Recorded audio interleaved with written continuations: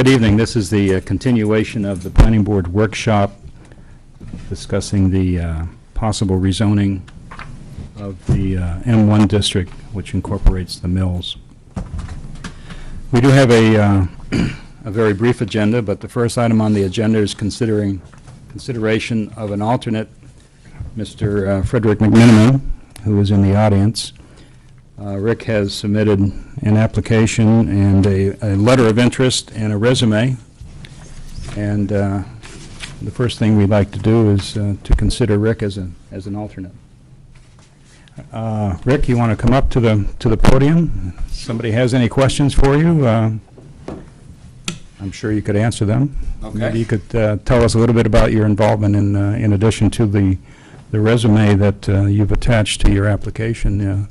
Tell us a little bit about your involvement in the town and your volunteer work. I moved into the town in 2006, and I moved in from the Poconos. And while I was out in the Poconos, I became active in a gated community, where in my tenure there, I served as president, vice president, secretary, and treasurer over a 6-year period.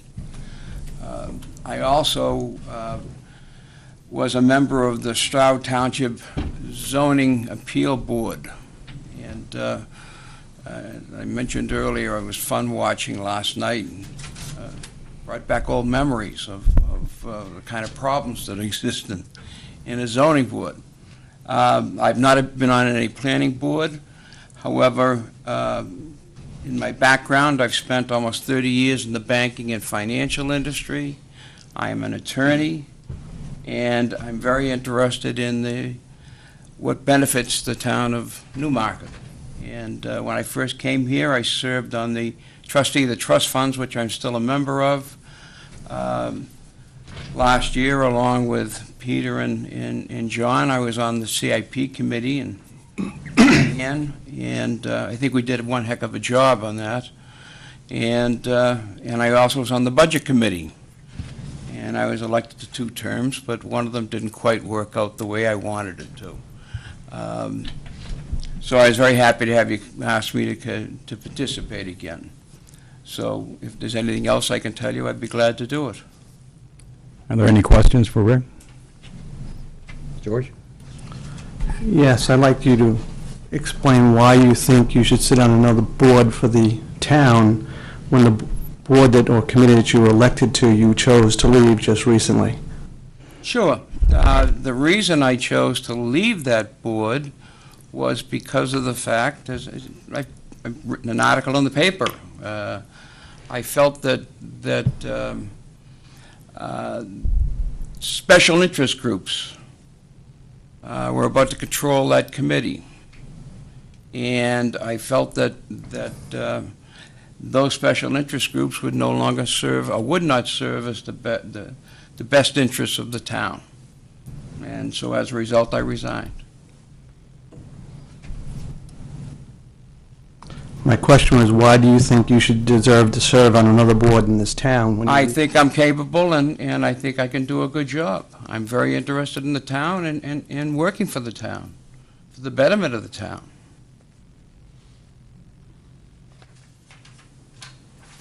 I'll save the rest for discussion. Are there any other questions, Rick? Okay, thank you, Rick. Thank you. Discussions, comments? George? Yes, I have a very strong opinion here about and someone who's elected, was just recently elected to another committee, and for reasons, his own reasons, and he's now explained them. I don't agree with them, and I'm not going to debate them at this point. I don't think there were valid reasons for leaving another board, and I don't think that's deserving to serve on another board of this town. I don't think that was right. If you're an elected official, you should have stayed with the committee, and I feel strongly that that should work against sitting on another board in this town. That's my opinion. Anybody else? Comments? Well, if there's no further discussion, do I have a motion to consider the appointment of Rick as the alternate one, an alternate to the planning board? So moved. Second. We have a motion to appoint Rick McMenamin as an alternate to the planning board, and a second. Any further discussion? I think that Rick would add a lot to this board. I feel that he has knowledge in certain fields that, especially in the financial areas where we are definitely going to need some help. And I definitely would say we should consider him as an alternate in this board. Okay. I had one question, Diane, you can help me. If Rick is approved this evening, he still has to be sworn in, is that correct? That is correct. Okay, all right. However, he can observe and Yeah, certainly tonight, sure. participate as a citizen. But he would if have you to go chose back, recognize him. go back and be sworn in by Becky. That is correct. Okay, Vice all right. Town Clerk. Any further discussion? Well, let's have a vote. All in favor of Rick McMenamin as an alternate to the planning board, please signify by saying yes. Yes. Yes. All opposed? Nay. Abstentions? Thank you very much, Rick. Thank you all. Do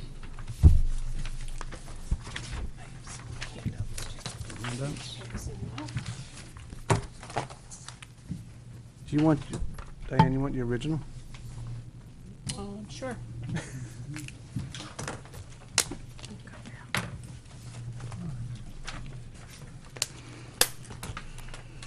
Thank you. Thank you, Karen.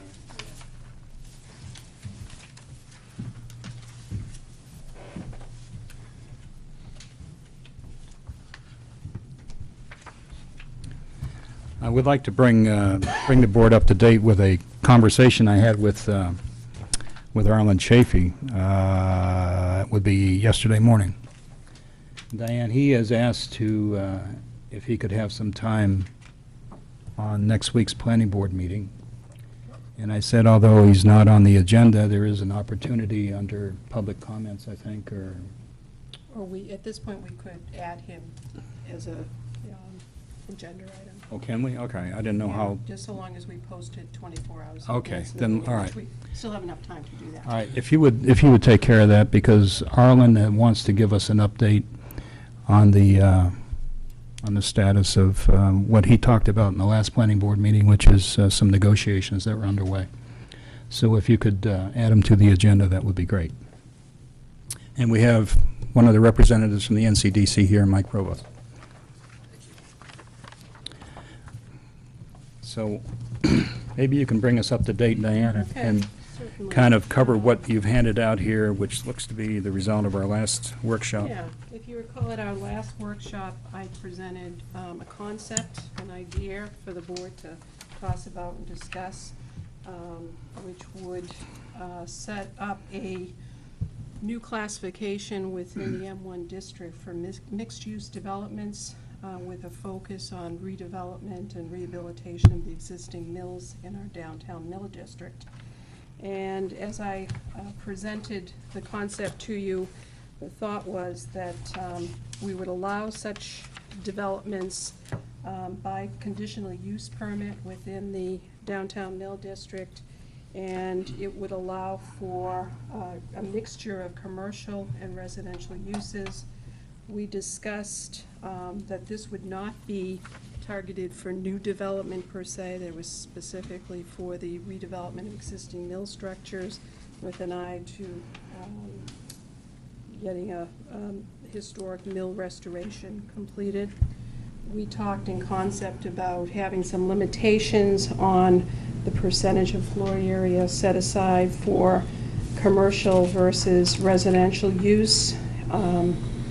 We also talked about a likely formula for conditional use permitting based upon so many square feet per unit, and it seemed to be the consensus of the board that we wanted to base that density requirement on building area of existing space within the mills as opposed to a land use calculation which is based on acreage of the actual lot.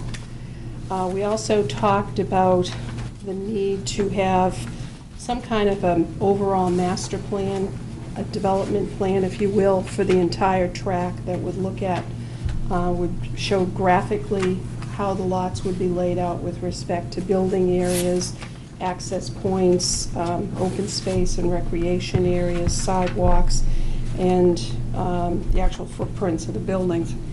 We also talked about the criteria for granting of such a conditional use permit for such uses, and it would be, the onus would be put on the applicant to develop prepare different studies to address different areas of concern. And throughout this whole process, we've heard members of the public raise concerns about fiscal impacts, about the impacts on traffic and on pedestrian safety, and on municipal services, including schools. And so we've set this up so that there's would be specific criteria based on the completion of studies which would address those areas. And then we looked at what might be a reasonable density requirement, and we threw about some figures, and we said, well, if it was 1,000 square feet of land area per unit was 1,000 square feet, then we'd be looking somewhere in the order of 90 to 100 units. And then we discussed having some kind of built-in density bonuses to reward developers that go above and beyond, so that they could get additional density bonuses if they provided those amenities. And we talked about having amenities for public space, having density bonuses for public space amenities, one for providing community and cultural space, one for historic preservation, and at the suggestion of Mr. Willen, we talked about a density bonus of 5% if the project utilized new green technology and energy conservation technologies to help promote energy savings. We also had talked about having a bonus for pedestrian amenities, and after giving it some thought, I thought that that was an important enough piece that all developments that we look at should have plans for safe pedestrian access, so that I didn't think that was something that really should be rewarded, but should be part of the overall planning process. And with that guidance and with the nod of approval from the planning board, I went forward and drafted some ordinances. This is the first draft, so to speak, just to show you how it could be incorporated into our overall zoning scheme. And I'll be happy to go over that with you. I also, in our last workshop, we took a look at the permitted uses within the M1 district, and we went down the list and decided whether or not those uses were still appropriate for today. And for the most part, the planning board was in agreement that they were appropriate. We made a few modifications, and I have taken the table of permitted uses and made those changes. They're shown in red just for discussion purposes. But we decided to add multifamily residential use as a permitted use as part of an overall mixed-use development that's allowed by conditional use permit. We decided to eliminate student housing from the mix because the impacts associated with that were even of greater significance than some of the other uses that were not listed in this area. We decided to retain age-restricted housing. We deleted nursing home use from the list on the presumption that somebody could come in conceivably if they had a good proposal and seek a special use permit for that. There was some thought that we should have some limitations on restaurant uses to prohibit drive-through windows, that really was more of an automotive type use or oriented towards the automobile, and we want to try to encourage pedestrian uses in our downtown. So we've placed a restriction on that with a footnote stating that no drive-through restaurants would be allowed. And we put some caveats on manufacturing and research development type uses, that it would be restricted to those that are viewed as clean industries that didn't generate or use hazardous materials in processing or generate hazardous materials. So we've added some clarification in the notes for that. And the last thing we discussed was commercial amusement uses, and although it was felt that perhaps theaters would be a permitted use under maybe a business classification or a place of assembly classification, that there were other types of commercial uses that we didn't feel were really appropriate for that area. So we deleted those from the list. And so I've taken the liberty of making some changes here based on what I thought I heard at the last work session, and I wanted to have you take a look and review, and let's use this as an opportunity to fine-tune and tweak it as needed, and if I overlook something, please bring that to my attention so I can correct it for the next iteration. I had one question. I spoke again yesterday with Janice Rosa, who is still out on medical leave, and she shared a concern that I have, and that you state here under purpose that it is for the redevelopment of historical mills in the M1 downtown mill district. Could this be used in some way as a precedent to have a request for rezoning or some other not permitted use in another zone because we've done it here? Could it be conceivably be a, I don't know, a precedent, I guess, or justification for some other application in another zone? Certainly the planning board could set up any number of uses that are permitted in any zoning district by conditional use. We do have some special overlay districts that address certain types of uses that we're trying to encourage, such as affordable housing is one. We also have specially tailored zoning for the downtown to encourage redevelopment of commercial use in the street level, Right. Main Street. And I think, I don't view this personally as a precedent per se, but as an opportunity for us to build some flexibility to be able to achieve some of the goals of our master plan and have some built-in standards to assure that whatever development occurs is going to be beneficial to the town. And I don't really feel that it would be setting a precedent that would come back and someone else could, use it and say, well, you did it here, why not here? Yeah, well, that's my So concern. I think we need to, be open-minded about, other areas that might be conducive for certain types of developments that the community feels are important and valued. But this is, what we're doing here, this is restricted to the mills in the M1. It's restricted to the M1 district and for mill redevelopment. Okay. George? Yeah, I guess somebody could ask, but the way I read this ordinance is that it is restricted to the M1 district. So if someone comes in and says, well, you did it here, why not do it here? Well, you'd have to go through this whole process, and I don't know where here is. Let's say it's in the B1 zone. We might look at it and say maybe, but we'd have to go through this whole process to change the B1 zone. You couldn't do it in the B1 zone or the other zone just because it's in this zone. The ordinance is there, and it'd have to go through the process of being changed, is the way I would look at it. And if that made sense at the time, then we might want to do that, wherever that may be. And I think we're all in agreement that we probably should look at all the zones eventually, but Eventually, yeah. Yeah. I would agree with that. I think Val has a question. Well, In keeping with the discussion at this point, it seems to me that a limitation that the lands would have to be over 2 acres in size in the M1 district. How many properties does this actually apply to relative to the number of properties that are in the M1 district? Why would we have that kind of a condition, if you will? That's As something opposed that's to up the applying to plan. all I think properties in the district. what we want to see is that it addresses a fairly large project as opposed to, just a small one and two, unit type development. And I think it's being tailored specifically for the mill type redevelopment that we're envisioning. well, And that's what I have a concern with, too, because it seems to me like it might be considered spot zoning for one project. It's for the entire M1 district, which is 7 properties. So And there it's are not- only I mean, 7 there- properties? There are, situations where using these tools, conditional use permitting is one, overlay districts, contract zoning, is, you know, basically setting up an area and envisioning a development, and it can, in this particular case, it could benefit more than one property owner. I'm sorry. Go ahead.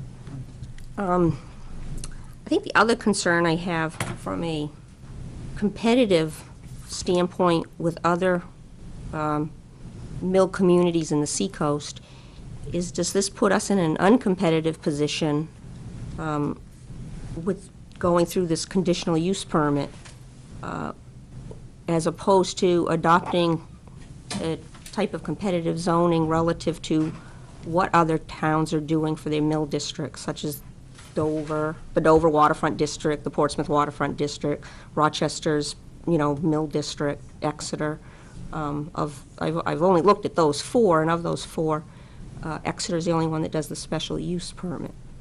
But they all, in all of the towns, they at least provide the developer a set of guidelines that you can have X number of units, either per acre, based upon the square footage of the, gross square footage of the area of the building, which seems to be a consistent theme in those. I did see that in Yeah, here.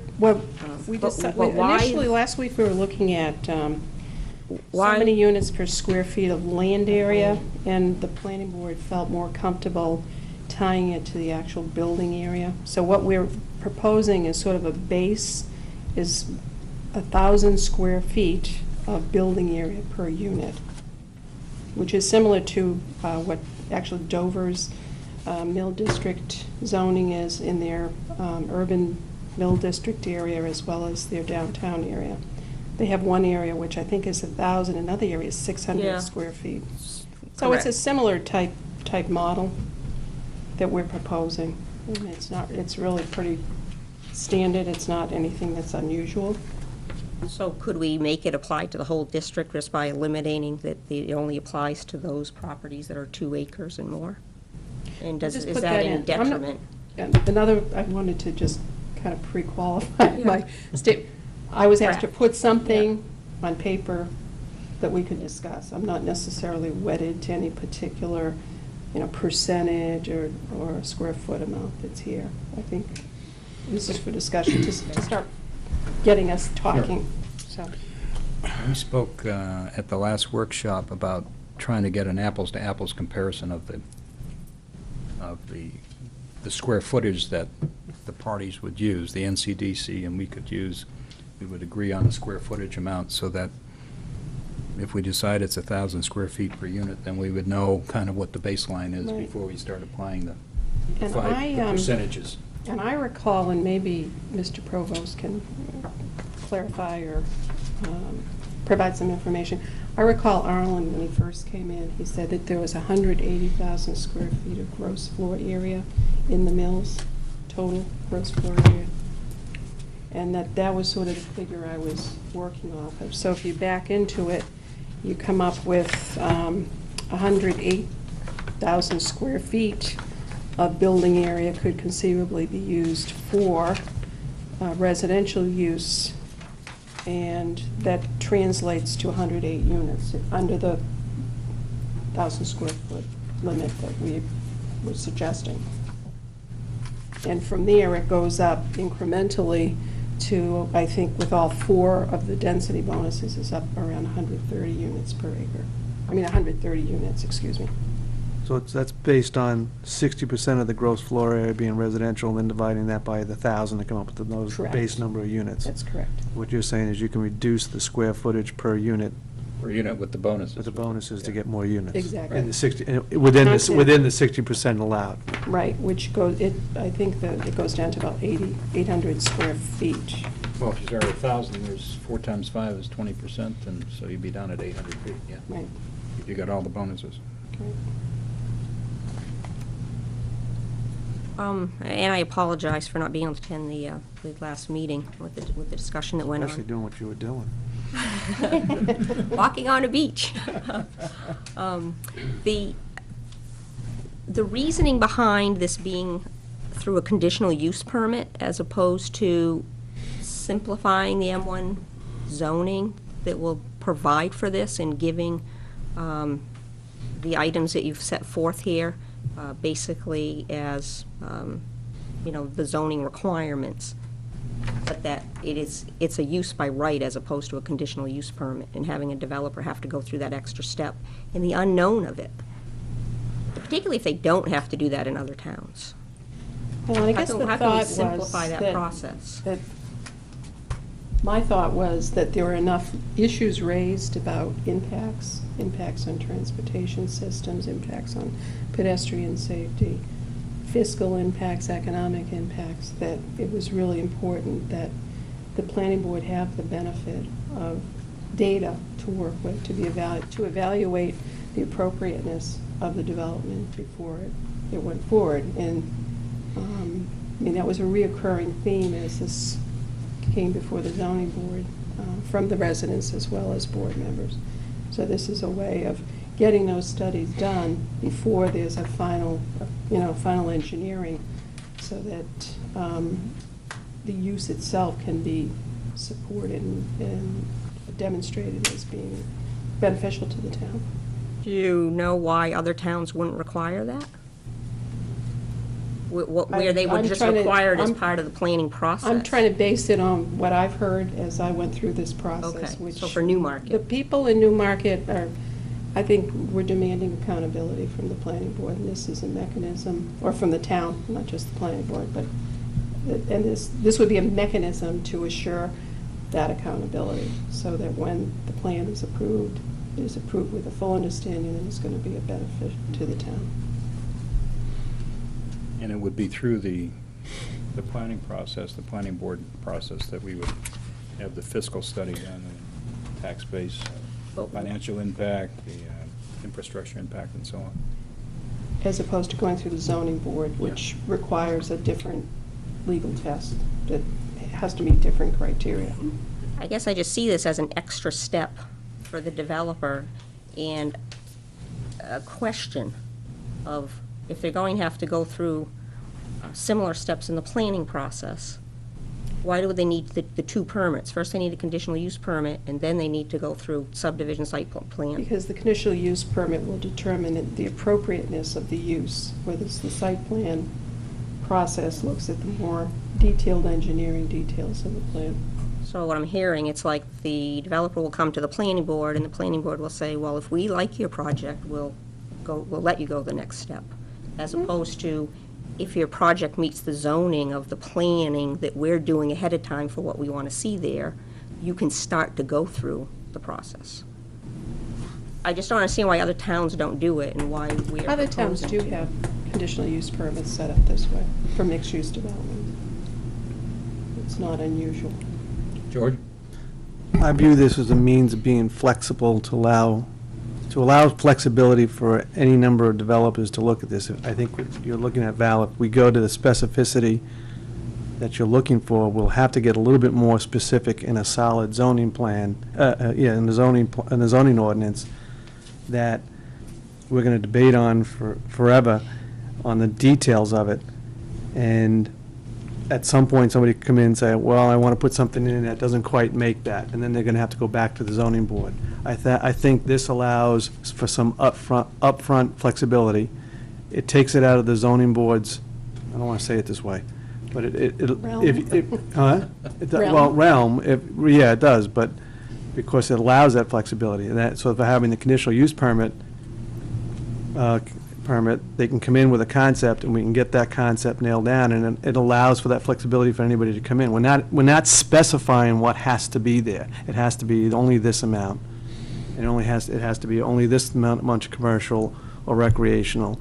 We're saying, this is our concept, and show us a concept that meets some general rules, and we'll work with you to get to the next step. And if we like the concept, then the rest, I would believe, is the details, the engineering details. And I don't want to diminish those, but I think then you're pretty much on your way.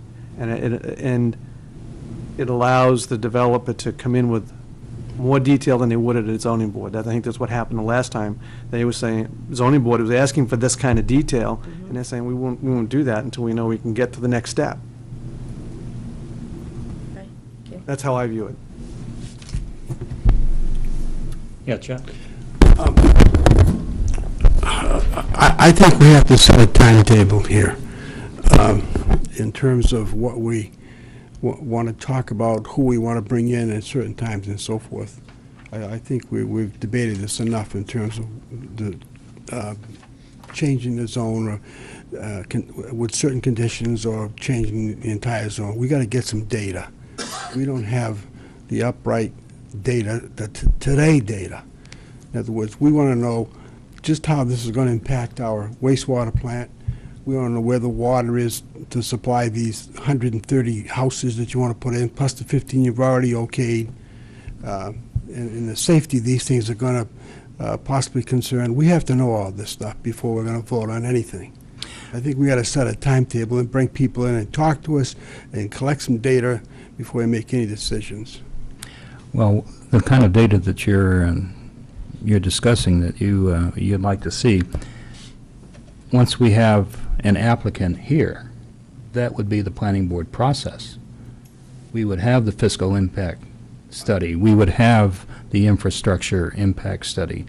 We would have those studies done and have it presented to us after we have an applicant. I totally disagree with that, totally. And that's exactly why NCDC has been sitting on this building for how many years? How many years has this thing been sitting there? They should have been working on this problem. They did nothing. And that's what I'm saying to you. If you've got a wastewater plant that's 98% capacity, we should know this before you vote on adding 130 more houses to this community. Because there are a certain amount of people who are going to be paying for this. This would allow that to happen. Not with the developer. It's not. We got to do it as a planning board. That's our job, planning. That's what I'm saying. So what are you suggesting? Are you suggesting that we have another workshop and have... Exactly. Many more workshops. Not just one more. Many more. If you're going to just bring this up and vote on this today, I will definitely not vote for it. And never discuss this as a positive in this community. This is crazy. I don't think we've reached the point of voting on anything. Well, you're more or less talking about finalizing something. We're not definitely going ahead with any timetable. I can see that right now. We're setting up a framework I want a that timetable. will allow the planning board to consider all these elements before a decision is made. Let's get a timetable going in. Any comments on this from anybody? Peter? Well, I think the discussion for adequate and appropriate public utilities and infrastructure, as Diane puts it in 5E, addresses that, Chet. And I understand, I understand that you want something more specific, and I don't know that we're going to be able to. Absolutely. I want the outright, cold, hard fact numbers right in front of me. That's Okay. what I want. I want to know exactly where that wastewater plant sits before we go adding all these units. And when is it going to be? When is it going to be upgraded? And how much is this going to cost when it's upgraded? What time? How much time do we have to do this? Maybe if you're going to do this, you may not want to do all the mills. You may want to just hold back on some of the mills and deal with this problem. Not bring a developer here and create a huge problem that we can't even afford. That's what I'm talking about. That's very poor planning. I think we have to have a timetable and get these people in and find exactly where this wastewater thing comes in. Where are we with the water situation, period? We're on stage 2 right now, people, and I'm paying for stage 2. You're telling me in a democracy I can water my garden on the odd days that I have because my number on my mailbox is odd. And yet you want to put 130 more units in? Give me a break. That's what I'm talking about.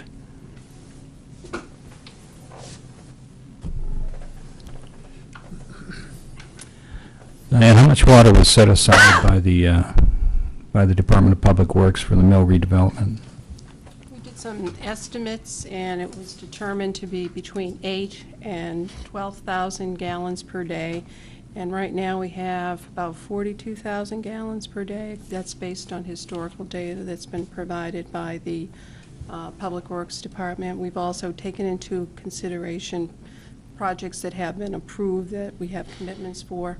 So at this current moment, we do have water available to support the mill redevelopment.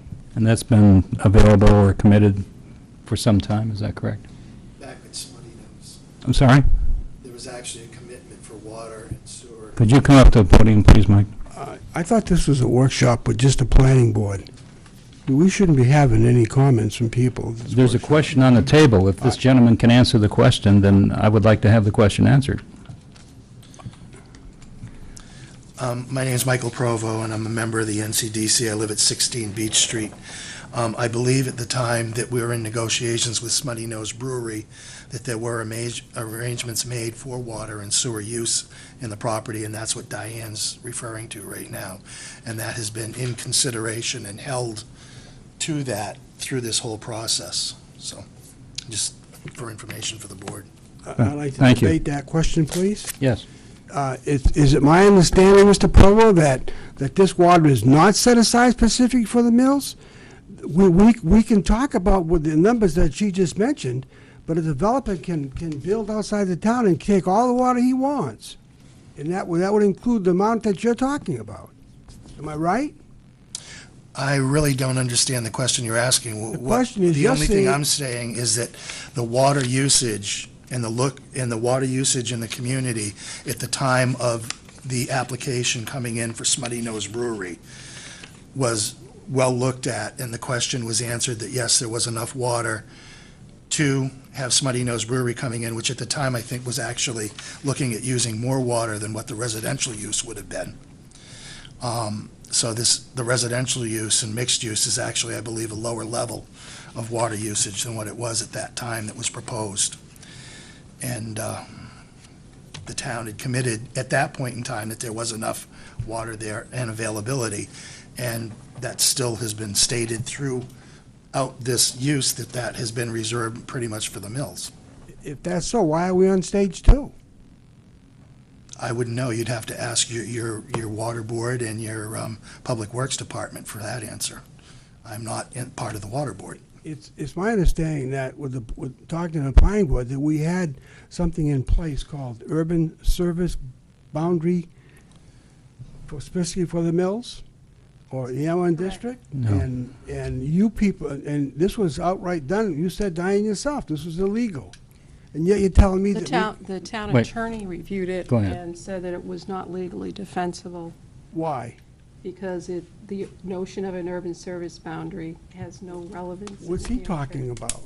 And at this point, that was a whole different scenario, and it was not adopted by the town council. They reviewed the proposed ordinance, they reviewed the documentation from legal counsel. We put together extensive information on what the current water capacity is. And the town council at the time did not feel that it was appropriate, given that we were not exactly in a crisis situation with drought conditions, that the well levels had resounded, and for that reason, it was not voted into effect. However, as part of the recommendation that comes from the planning board as part of this process, if the board deems it appropriate, then perhaps we could request the town council to consider enacting an ordinance that would reserve the necessary capacity for the mills, which could be, as we stated earlier, up to, did I say 12,000 gallons per day, which is on the high end, depending upon the type of use. And that's well within the town's authority to have a policy to reserve that for this project as appropriate. But the town attorney did not feel that the proposed language in the urban service boundary ordinance was something that could be legally defended here in New Hampshire. I think if you go back in the RSA's, what you just said cannot be true. You cannot deny somebody water because you want to develop the mills, and you can't save that water. You even said it by saying the urban service was not legal. Well, then now you're saying that we can turn a situation over and save water to develop the mills. I don't understand your logic on that. The That to town me, council could establish a policy no. to reserve capacity for that project, but the whole regulatory scheme under which there was a situation, a permitting system set up for permits coming in, the town attorney did not feel that that ordinance was something that we could adopt. It'd be interesting to see the ordinance that you would write up that would also save the water for the mills. That would be interesting. Very interesting. Well, I think we have, Chet, a chicken and egg situation here. You want to have I want information on wastewater, water usage, police, and Safety. fire. Yep, everything. Right But down we don't know to how the big the last project is. We don't know how many units are going to be in there. bit. Good question. And it seems to me more appropriate to determine how many units might be available from a developer that might come in to make an application here. And then we can address these questions. Disagree. More planning. Have any comments on this for anyone? You never support it. George? Yeah, I think, I mean, Chet, the very thing you, it is sort of a chicken and egg. The chicken and egg is that the very thing that we want to develop here is going to produce the tax revenue to help the town out to do these other things. So you gotta balance this with, if you keep on pushing everything off till you have all the answers, or to know when all those other facilities are going to be refurbished, is going to just not develop the mills, and again, it's not going to get you the economic engine to help those things. So we have to balance that. However, I do think we can be more proactive in what Chet's looking for. I think if we took this ordinance, or whatever, this one is a draft, but whatever we eventually want to come down to, I think we could make some conservative assumptions and start doing that fiscal analysis on our own. I mean, I don't know if anybody asked Olin, you did. I did. That, you know, as the quasi-developer, I mean, Olin has said that before, that the NCDC fronts themselves as being a developer. In that role, we usually ask our developers to fund studies, and I don't see why we're not being more proactive to fund those kind of studies and answer those questions now. Because if a developer came in and went through all that effort and found out there was a problem, we could save a lot of time. And I did contact Mr. Chafee, and I presented that as a concern that the planning board has, and he's going to be coming to our next meeting next week, and hopefully, he's going to meet with his board beforehand. Hopefully, he can come and give us some kind of indication whether they would be receptive to engaging in a study of that nature. And in the interim, if the board would like me to, I can contact a few consultants and see what the cost would be to do that kind of a study, so that I think then there'd be we'd have some information on how much Yeah, the that was cost one of would the be, and things. if we need to. The more to, information we have, the better. Okay, and I'm happy to do that before was- next, well, I don't know if I can do it before next planning board meeting, but in the next couple of weeks. That was one of the other items that one of the to-do items was to contact Arlen about the funding of a third-party consultant to do these kinds of studies, if I remember the last workshop correctly. Then we could set up, we have to be careful here, because obviously the more scenarios you do, the higher the cost, but, you know, high, medium, and low scenario, but we'd have to be, set up enough parameters and specifications such that we have a good feel for what it would do.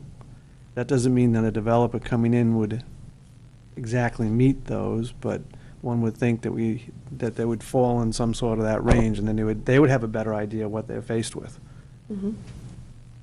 And I think it's, in most towns, if you want those mills developed, we have to show some effort to developers that we want them developed, and we're willing to put something on our side of the table. I think this is one thing we could start doing for them. Yeah, I That's my agree. opinion. I would agree with that.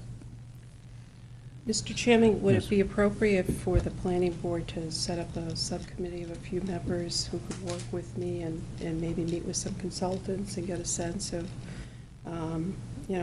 what this type of study would be, what would be involved in it, and what the costs and range might be? I think the And cost to of the move- study, to yeah, move would be forward very so that we can important. move We'll also forward get some with- ideas on how to scope it out, because Right. we'll need to provide a very, I don't want to call it detailed, thorough scope, which eventually would have to be approved by this board. That's correct. My concern is the timing of this. There is Well, I understand, I'm not sure what's going to happen next week with the report from NCDC, but I got the impression from Arlen that he was optimistic that he might have some news for us. That would, And so we might be going down two parallel paths here that ultimately might meet anyway, address the issues that Chet has raised. So, yeah, let's do that. I'll be glad to help you with it. And any other volunteers? I'll help. Okay, you want to help? Go ahead. And George? So is it that we're looking for a quasi-fiscal impact analysis on a potential development scheme? Yes. I think we could come up with fairly realistic scenarios. I mean, based on, in the end, we need to talk about this and fine tune it, but, you know, assuming 60% residential, how many units is that? We could come up with some sort of commercial ideas, you know, parameters, make them conservative in the sense of high, or realistically high, not unrealistically high, and do a study on it. And it'll give you a feel for the impact. Will it be exact based on what a developer's coming in? No, but it's got to be within, you know, these things have pluses and minuses to them, no matter how often, you know, what you do with them.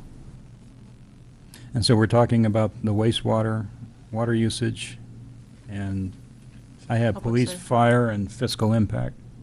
Well, safety, and I would look at pedestrian, you know, traffic and pedestrian safety.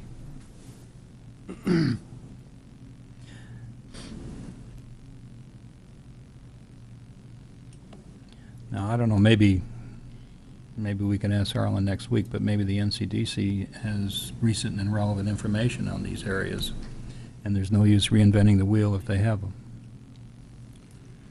Yeah, Chet? It's my understanding that there are, what, 7 pieces of property here, Diane? Yes. Okay, to me, if you asked me to vote on something in regards to changing a zone or something, I wouldn't understand anything about these 7 properties. I've been living here all my life. I think we should have some kind of a map or, This one right here. well, that's just the zones, but I mean the properties themselves, where they're located, They're on there. It's on the map. how much space in each property. If you have to do a 3-dimensional model, would probably even help out. There's a job for you. Three-dimensional model. To be But realistic with to the what people- we can do. I don't think Chad. that people understand that how many buildings you're talking about here. Okay. You're So talking about square footage, but where? You Well, know, once again, where's that it located? Once again, that may be something that the NCDC already has. May have been in the RFP, I don't remember it specifically after I went through the RFP, but it may be. But that might be something that, But that that's, they I think have. that's important for us to know. Right. If you talk, where is this square footage? We can- How's it broken up? And which part of the buildings? How does it affect the downtown? How does it affect 108?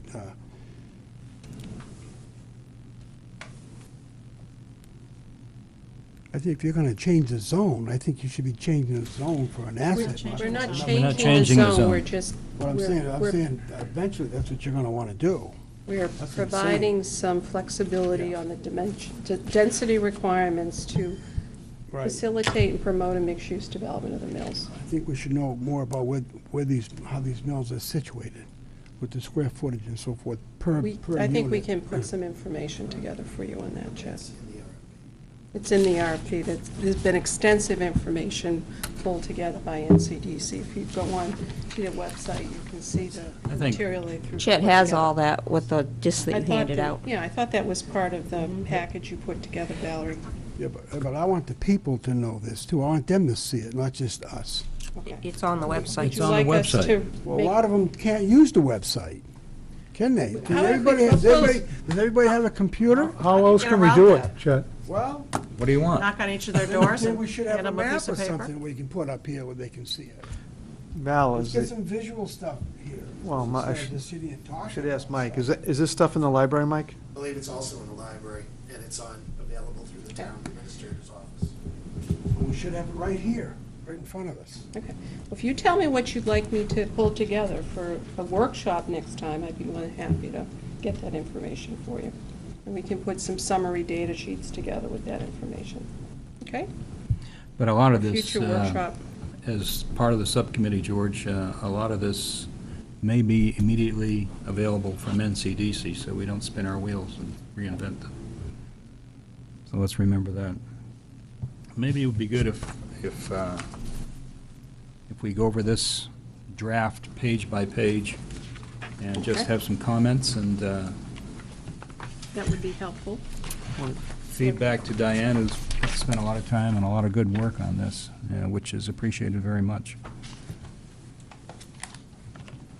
You want to, maybe you can just lead us through this Okay, on I'd a be happy paragraph to. by paragraph. I and- have separated this into two parts, and the first part is actual zoning amendments that would be made to our current zoning ordinance, which would be section 201, which is our M1 district zone. And what I'm recommending is that there be a new paragraph added to that section, which would address mixed-use developments that would be permitted in the M1 district by conditional use permit. And in the first paragraph, I state what the authority is to impose or to have a conditional use permitting process, and it's under the state's innovative zoning techniques, RSA 67421. And under this authority, the planning board would have the authority to grant a conditional use permit for mixed-use development in the M1 district. We're not talking about changing the boundaries at this point, provided that there's compliance with the following criteria. In the first paragraph, we talk about what is the purpose of this particular section of the ordinance. And I've actually drawn this from our previous discussions. We've talked over and over again about the town's interests in promoting redevelopment of the mills. And we want to try to encourage uses that are complementary, and we want to see it based on a master plan. We obviously want to assure that the development is beneficial to the town fiscally and that it provides for the efficient use of services. Yeah, Chet? Diane, in terms of talking about a master plan, are you talking about developing a specific master plan for this paragraph? For that particular project. All right. So that when they come in with the plan for their application for their conditional use permit, we have a picture, a conceptual plan showing what is the plan, where is the multifamily housing going to be located, where's the commercial going to be located, what's the infrastructure that's going to be necessary, where are the roads, public open spaces, so that we have a conceptual design plan showing what the plan will look like, so that we can evaluate it from a planning perspective. So as we're going through this process, and I asked you about the master plan, is it developed? I'm expecting to see that, correct? This isn't the town's master plan, this is No, a I agree. plan. This is a plan. Right, So so we're saying to the developer, we want to see what your plan is for this development before we approve it. all right. And that was information that was a little bit sketchy when it came before the zoning board, when they filed their application there, with all due respect. And when you get ready to approve it, what are you going to base your approval on? The criteria that I'm going to review with you right now. That's just the first part. We'll go over But it. it doesn't include some of the situations in the community that we're now facing, which include We will ask them to address, if you look, them address.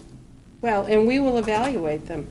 You mean to tell me that a developer is going to come in this town and worry about the wastewater plant? Yes. Yes, We're huh? going to ask them to do a study. He's going to do a study. You think he's going to spend $15 million upgrading the wastewater No, plant? Chet. We're not No, talking no, about that, Chet. We're talking about, he's going to tell us that his project needs X number of gallons per day. Yeah. And that we will have an evaluation done of our wastewater treatment plant and infrastructure, and a determination from a professional engineer stating whether or not there's adequate capacity to handle it. And if there's not adequate capacity, then what plans are being set forth to address that deficiency? And who's going to take care of that deficiency? It could be something that's negotiated with the developer as So the part of town's the going overall to, plan. you're telling me the town's going to pay? No, I'm not saying the town is going to play. See, that's what The I'm saying. developer is going, You're Chet, the building- developer pays for those costs. Well, that's not, I'm going down a different avenue on this thing. I told you last time, you didn't listen to me, that the town that does not want liabilities, we're looking for assets in this mill. If you create a We liability... haven't in this- changed our position on that. Well, you're sure not talking about it, are you? No. You're sure not mentioning it in this master plan, which I just asked her, and she didn't mention it to me. George? That's not the If I ask for that, I should be able to get it. It goes back to what I said before, Chet. It's not a developer's response. If the wastewater treatment plant is at capacity or near capacity, it's an item that needs to be addressed by the town, regardless of whether you think so or not. And if it's not addressed, you will not get mill development, you'll get no other development, and the town will stagnate. Eventually, it'll have to be addressed by the town, if not by the mill development, some other reason. I agree. So, what's your point? Where are we today? Can you tell me about where that capacity is today? No, I couldn't All right, right now. thank you. But we just told you that We when, just- when a developer comes in, I don't believe it. We want to see Well, a Chet, study I to don't know what- evaluate it, I don't and that's believe part it. of this process. We just went Well, through a whole mess of stuff in this town about trust and all this stuff, and you know, and I want facts. If I'm gonna vote for something, I wanna see the And that's why- numbers. You can't That's vote why for we're anything, Chet. There isn't a asking for this proposal here. study. There isn't any But proposal developer here. do it. I'm saying, I don't think so. Well, we're asking in this particular case for an independent study that would be done by the towns with the town's consultant and would advise the planning board on these issues, the cost of which would be paid for by the developer. In this particular instance, that's what we've asked, and hopefully Mr. Chafee can come next week and give us some indication whether that's going to be And feasible when I or asked not. you about the master plan that you're gonna develop for this project, Not that I'm going to develop. that should be in the master plan. That's what It I'm is in the saying. map, it's in our No, I general want- town master I want plan. the data from that wastewater and then timetables and so forth on how this Okay, is Chet, going on. we understand your position. All right. I think you've made it very abundantly clear, all right? Thank you. Let's move on and go through this. Thank you. Okay. So, I think we've gone over that. In order to implement this, we have to make some changes to the table of permitted uses, and I refer to the last two sheets Right. where I've taken the table and I've made the modifications based on our discussion last week. And I think the big one that is of concern is whether or not multifamily housing is permitted. We're saying it's permitted by a conditional use permit, and that's clarified in footnote number 3. So, Right. M1 district, requirements for conditional use allowing multifamily only as part of a mixed-use development. If it's not a mixed-use development, it's not permitted. Okay. Okay? And under, there's certain restrictions that would apply to mixed-use developments that are allowed under this provision. And, you know, maybe, I think that's a good point that Valerie raised, that because there's so few tracks, that we probably shouldn't single out a specific acreage. And unless the board I agree- feels strongly I about agree with that, that. I would just take that out. Take that out. And I thank you for your input on that, Valerie. Okay, so this mixed-use development would have to be on a single consolidated track, and as part of the development, the planning board would want to see some kind of consolidation plan if there's more than one track involved, similar to what Selectwood did for their project. Now, one of the comments that was made at one of our many meetings on this subject was, what if a developer came in and said, well, I want to take down one building and make that open space or parking or a public area and just redevelop other buildings? And you have here, not intended for demolition of existing buildings. Right, and I think that and I don't think anybody wants to see, is that a developer comes in and tears down the mill complex and builds anew. No. I mean, that's not what the intent of this That's ordinance correct. is. What the intent is to facilitate the And so redevelopment of the buildings. You say that it's not intended for demolition and reconstruction. Yes, It's together, it's not two separate correct. activities. Okay. Demolition and. Okay, all right, I'm with I'll you. try to, Is there a Clarify that. clarification on that, too? That the issue of a building envelope is that potentially, and I don't think it's a bad thing, that someone could take down a portion of a building but still build within the envelope. So theoretically, if we use the mills yeah. as an example, and you see it all the time now, because perfect example, when the Picker building had to come down, when Chimber couldn't redevelop that at Bryant Rock, they tore the building down, the brick building that was along the riverfront, and they completely built a brand-new building there on that footprint. We So don't as wanna long be as we're so clear rich- that it's the envelope of the footprint envelope can be rebuilt upon. Okay, But I think it says that, doesn't it? well. I would that's- interpret it Yeah, that's that what way. the intent is, but No, I don't think that involving was, rehabilitation or reconstruction within the existing building envelope. We might have to add some language to clarify what that means. But I agree with you that if a building is in such bad shape that it's Or how about the not project? suitable for rehabilitation, you want to have the option to be able to. The project tear it is down, is Maybe that's- limited build to. within the is existing limited to footprint, the- but not above and the envelope. beyond. Yeah. So we're working with the same bulk, if you will, of the structures that are there. And maybe if it's not suitable, the wording, something to that effect about not suitable for redevelopment. Okay. yeah, That but we might- that might clarify. I want to be careful here because, Yeah. I mean, the intent is the reuse of a historic structure.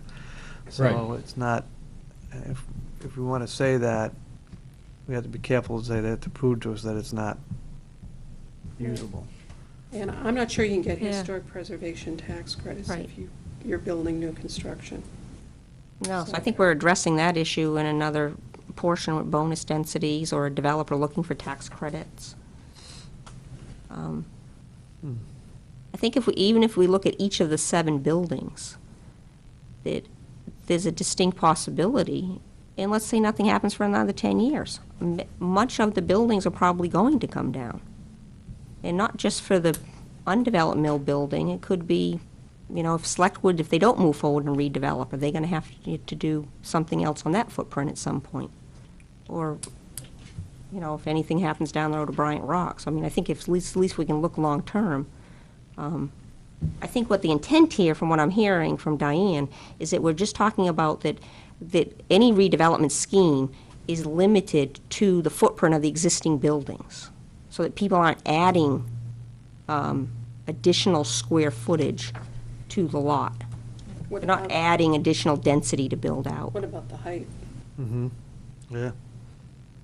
I mean, That should be the included, the it intent, stays at the same, Yeah. as you said, the same bulk, the Right. intent, whatever the Same- bulk is. the intent here wasn't to allow someone to come in and say, I mean, right now you have For no expansion of you gross have square 2 acre footage. zoning with whatever it was, 20 units per acre. And we all agree that Mhm. what we want people to do is redevelop a mill that has much more space based in its existing structures. That's a yin and a yang Mhm. here. What we don't want to end up doing is have someone come in, tear down the buildings, and on a 2 acre lot, come in and put all this stuff back, a totally new structure. That's not the intent here. So that's what we're trying to, I see what you're saying, but that's what we're trying to prevent with the wording. Right, and it's also, we want something that is architecturally compatible with the existing mill theme, so I think we need to rework that language to make sure that we're, Okay. Yeah, but I There also was- think, If there was a Something blank that's 2 acre piece of compatible. land there, Mhm. we wouldn't allow that same density we're allowing in this, right. right? And that's what we're trying, so we're trying to prevent someone saying, okay, we'll do this and we'll rip the whole thing down and get all this density in there that if it was a blank piece of land, we wouldn't have allowed in the Yeah. first place. That's a so good if it's limited to the existing gross square footage, would that address that concern? Or volume. No, I think if someone's gonna come in, do a wholesale tearing this down, I would say they're in a different ballpark and this doesn't apply. That'd be my opinion at this point. Well, they can make a proposal along those lines and deal with it. Yeah, right, they could, fresh. yeah. If they're inclined to do that. But the purpose up here is the redevelopment of the historic Yeah. mills. It's not Yeah. tearing them down and replacing That's my something. point, yeah, Yeah. that's my point. If that's the case, then, I mean, I don't want to limit it either so that someone has to do some minor modification or eliminate a building to make something that's worthwhile. They can't do it, but I also don't want to have that, I'm worried about that extreme that's, someone sees an edge there and begins to push it out a little farther than we want, that's all. Why don't you, Diane, if you We'll can, rework kind the of language. rework that. Okay, I hear what the board's saying, and I understand. And I also added, obviously, we're not gonna limit people to that they can't add on a deck or a porch, or if the design involves taking down part of one of the stories to create an atrium or a greenhouse type structure that, we want to be able to provide that flexibility and not be too restrictive.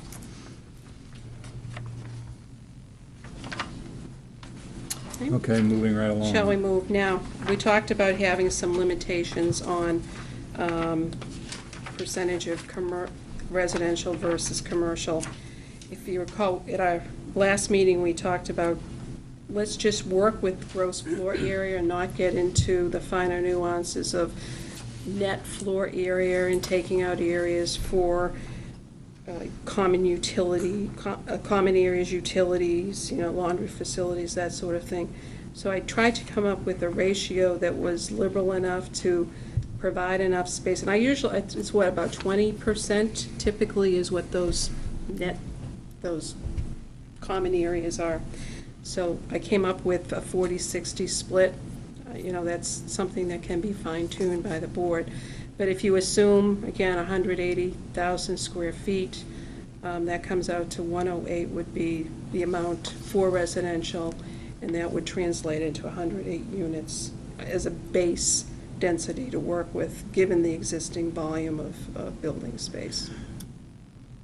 So you said the 20% is typically stairwells, mechanicals, those kinds of things? Yep. Is that right? Common areas, Yep. So you're really only leaving, utilities. so you're only leaving 20% then for commercial, retail, public, and other things. And that 20% would be 36,000? Why wouldn't the stairwells, utility, and common areas be a part of the 60-40 split? Well, one of the things that you have to consider is most of your not common area, but your commercial, for instance, retail, so forth, that'll be all on the first floor. You've got, in varying heights, you've got anywhere from 3 to 5 floors to work with. If you took one of the 4-story buildings, for instance, and you said, well, the entire first floor there will be no residential there, that's 25%. I realize it's not 40, but, allowing for stairwells and everything else like that's fairly reasonable, I think. Very little likelihood that your retailer is going to want to go up beyond the first level anyway. Yeah, that's true. Mm. And in fact, the next bullet item says residential units are prohibited on the main street and ground level, which Is that too would restricted? which would imply that that's where the commercial Right, is. and I was trying to think, it's sort of a two-level arrangement now where you have one level that's at the street level, and then you have the lower level, which would be your courtyard. I don't know what the plan was, if they're going to change grades, but it just seemed to me that it would make sense to maybe limit commercial uses or these non-residential uses to the first and second floors. Does that I make sense think to we you? want to talk about ground level, ground levels. Ground level. Because if you think about them, again, using the mills as the example, the Main Street ground level is actually below Main Street. So there could be a pedestrian way because the street falls That's off. right. Main Street It's is below here Main and then Street is it's here, down right. here. So I think if So you we have Main just Street, then deal you with have the ground any level. ground level, Okay, fronting on a courtyard, riverfront, or Main Street, the ground level of that building. okay. Because there will be different levels, particularly with, again, on the mills as an example, on the waterfront side, the ground level in the courtyard is 2 stories. 2 stories up 2 stories up. That's why I from the put- ground level on the riverfront. on the That's riverside. why I put on the first So- and second floors. So facing Main Street, the courtyard, or the riverfront.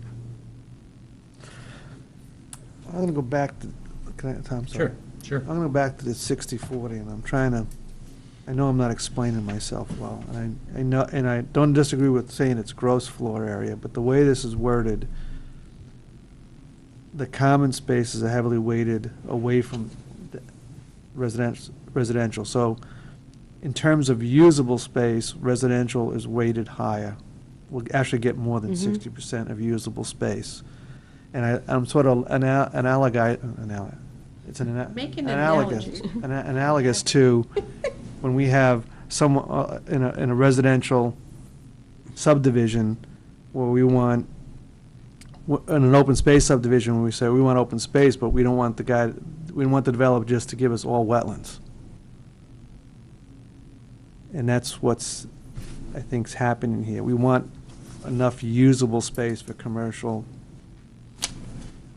You understand what I'm saying? And I'm just want to make sure we have the correct balance there. I think in the review of the bonds reports, of some of the reports that NCDC did, the Dick Bonds, the economic consulting reports, I think you're going to find that that is an appropriate mix, and I think it's probably similar to the mix that was presented by the NCDC to the planning board. Is that it will be There's a it will be gross- very heavily weighted residential to have a financially feasible project. Well, I'm not denying that. I'm just wondering if we can try to force the issue a little to the other side, but maybe I'm not making myself clear, but I just, could happen is someone could come in and have 40% stairwells, mechanical rooms, and you didn't get your commercial.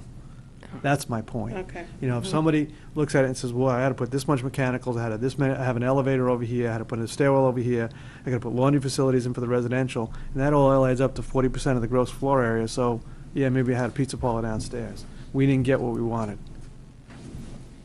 So do you want to go back and work with net I don't know, I'm just trying to, and say, maybe it's not a valid in concern, but I have mixed-use to, developments, no more than 20%, that's why I or say, 80% of the net floor area shall be used for residential, reserving 20% for commercial, and another 20% for common areas, utilities, and stairwells. I think if you go away from gross, you're just opening the door to a lot of I creative do too, and I'm economy. just saying that maybe just the 40% to be available for commercial, retail, public, cultural, all the non-residential uses. And I take out the common areas such as stairwells, utility, and laundry Take rooms. it out That should be shared equally among Okay. both, that's what I'm Both thinking. percentages. Yep, Yeah, that's what I'm all right, saying. I think that makes sense. Does that make sense? Yeah. I'm just afraid someone's gonna say, I got 40% of stairwells, and hey, so, the rest is residential. And that's a ridiculous thing to say, I but know. Oh, so are you saying Oh. exclusive of those common areas? you could, Yes, the gross floor area exclusive, yeah. exclusive of, So what you're looking for is the developable area, or the taxable area, if you think of it from those terms, is 60% residential, 40%, 60% residential, 40% commercial or other retail, et cetera. exclusive Do of, do you accomplish that by just taking out the words from after common areas, such as stairwells, utility area, common areas? Yeah. Let's take it Just out take from out there. the- That's what I think. Yeah, okay. Still leaves you with non-residential, still and leaves that you would with assume common. that the common areas would be prorated equally, That's what I'm trying to get to. the 60% and the 40%. Yeah. Yeah, I think that's a good point, George, thank you. Okay. And you're going to clarify the Main Street and ground floor space Yes, for residential, okay. On to and item. nobody disagrees with that? No. 2 floors or just one? Because I was thinking you might have Well, it a depends on which side of the building it's on. Two-story loft type thing. Well, given that, wouldn't we, I'm sorry, but wouldn't we, on the reserving the 40%, it would be just for non-residential uses? Because it will fall under all the other permitted uses, Yes. would apply to that 40%. Yep. Okay, well, you can clean that up. I'll clean that up. Chet? Can we go back to the M1 zone and 2 acres for a minute? Yes. All right.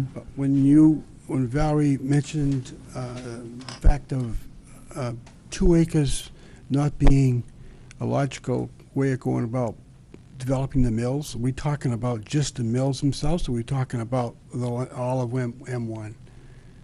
All of M1.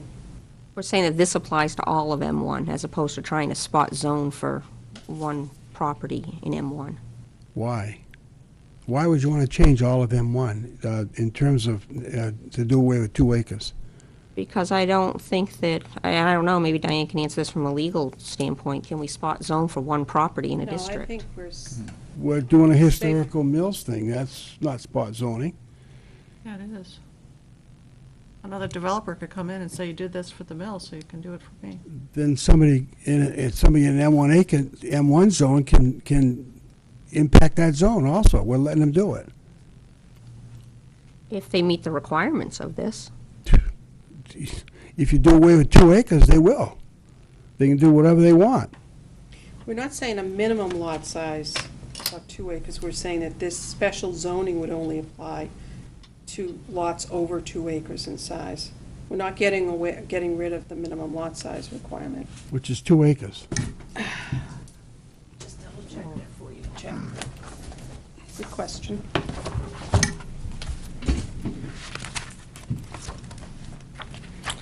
Hopefully I have my table. Do I have my table with me? Excuse me.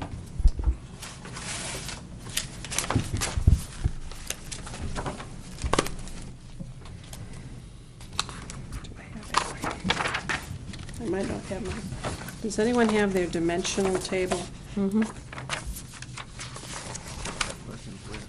Mine is missing from my book. So you want the minimum lot size? What is the minimum lot size in the M1 district? It's a 1/4 acre. It's 1/4 acre. But we're not talking about minimum lot size. We were talking about this type of conditional use permitting zoning would only apply to lots over 2 acres in size, which is different. So, We got rid of that. And we got rid of that. Okay, a lot that's less than 2 acres, what can you do with that? You could possibly do some kind of an infill development. We'll have to look at the zoning to see how that I would. think we should look at I that. mean, I absolutely agree with you that we should look at the existing lot configurations and apply it to each lot so that we have a clear vision on how this would be applied and take into consideration what is there. So I think your idea of having some land use maps and maybe some photographs, I have some aerial photographs, and we'll bring them in and put them on the board, and we'll I have them agree. available to us. I agree. I think that was a good idea, Chet. So, but we're not talking about minimum lot size. We're talking about minimum lot that this would apply to. That we've taken out. Where are we now? Where are my notes? Okay. Can we move on? Move on. Number 4. Number 4. So basically, we're asking the developer to prepare for us an overall master plan for the site, whatever that site may be, whether it's the 2.25 acre mill property owned by NCDC or another tract within that area. This would be a conceptual plan. We're not asking for detailed engineering where, you know, we show the invert elevation of the sewer manholes, nothing along those lines. We're looking at just where the proposed use is going to be, what buildings are going to be removed, what buildings are going to remain, how does the building work with the access network and private and public open space.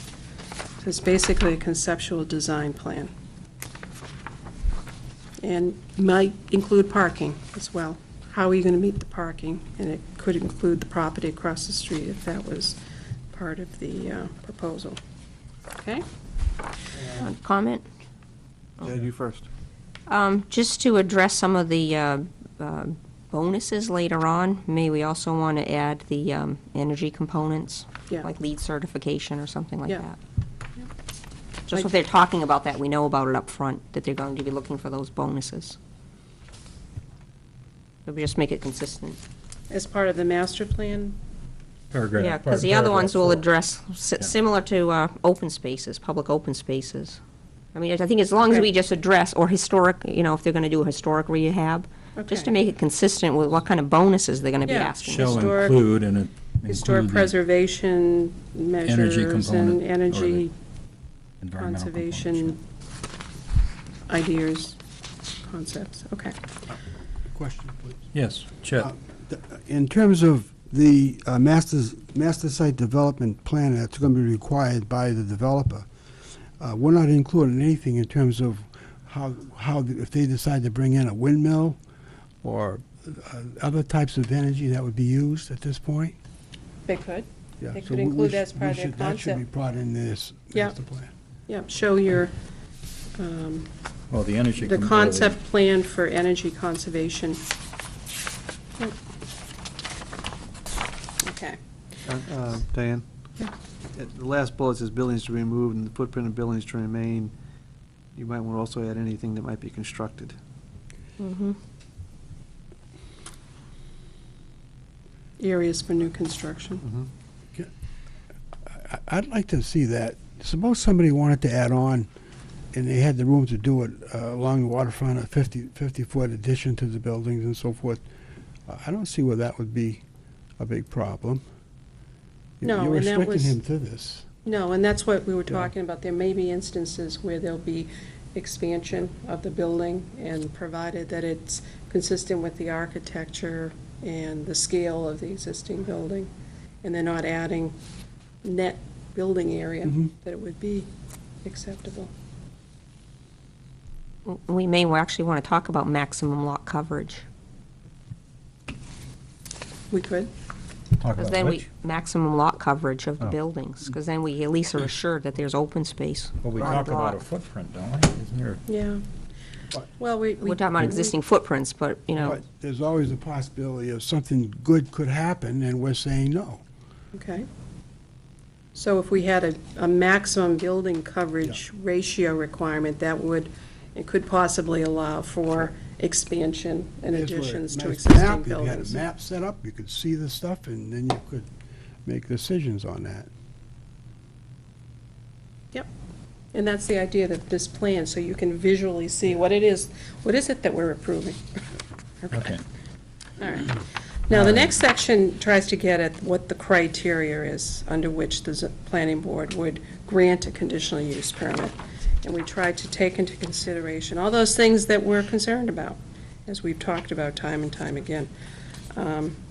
And we would expect that there would be the preparation of reports, which would address these things. So we have that hard data to work with to evaluate the appropriateness of the development.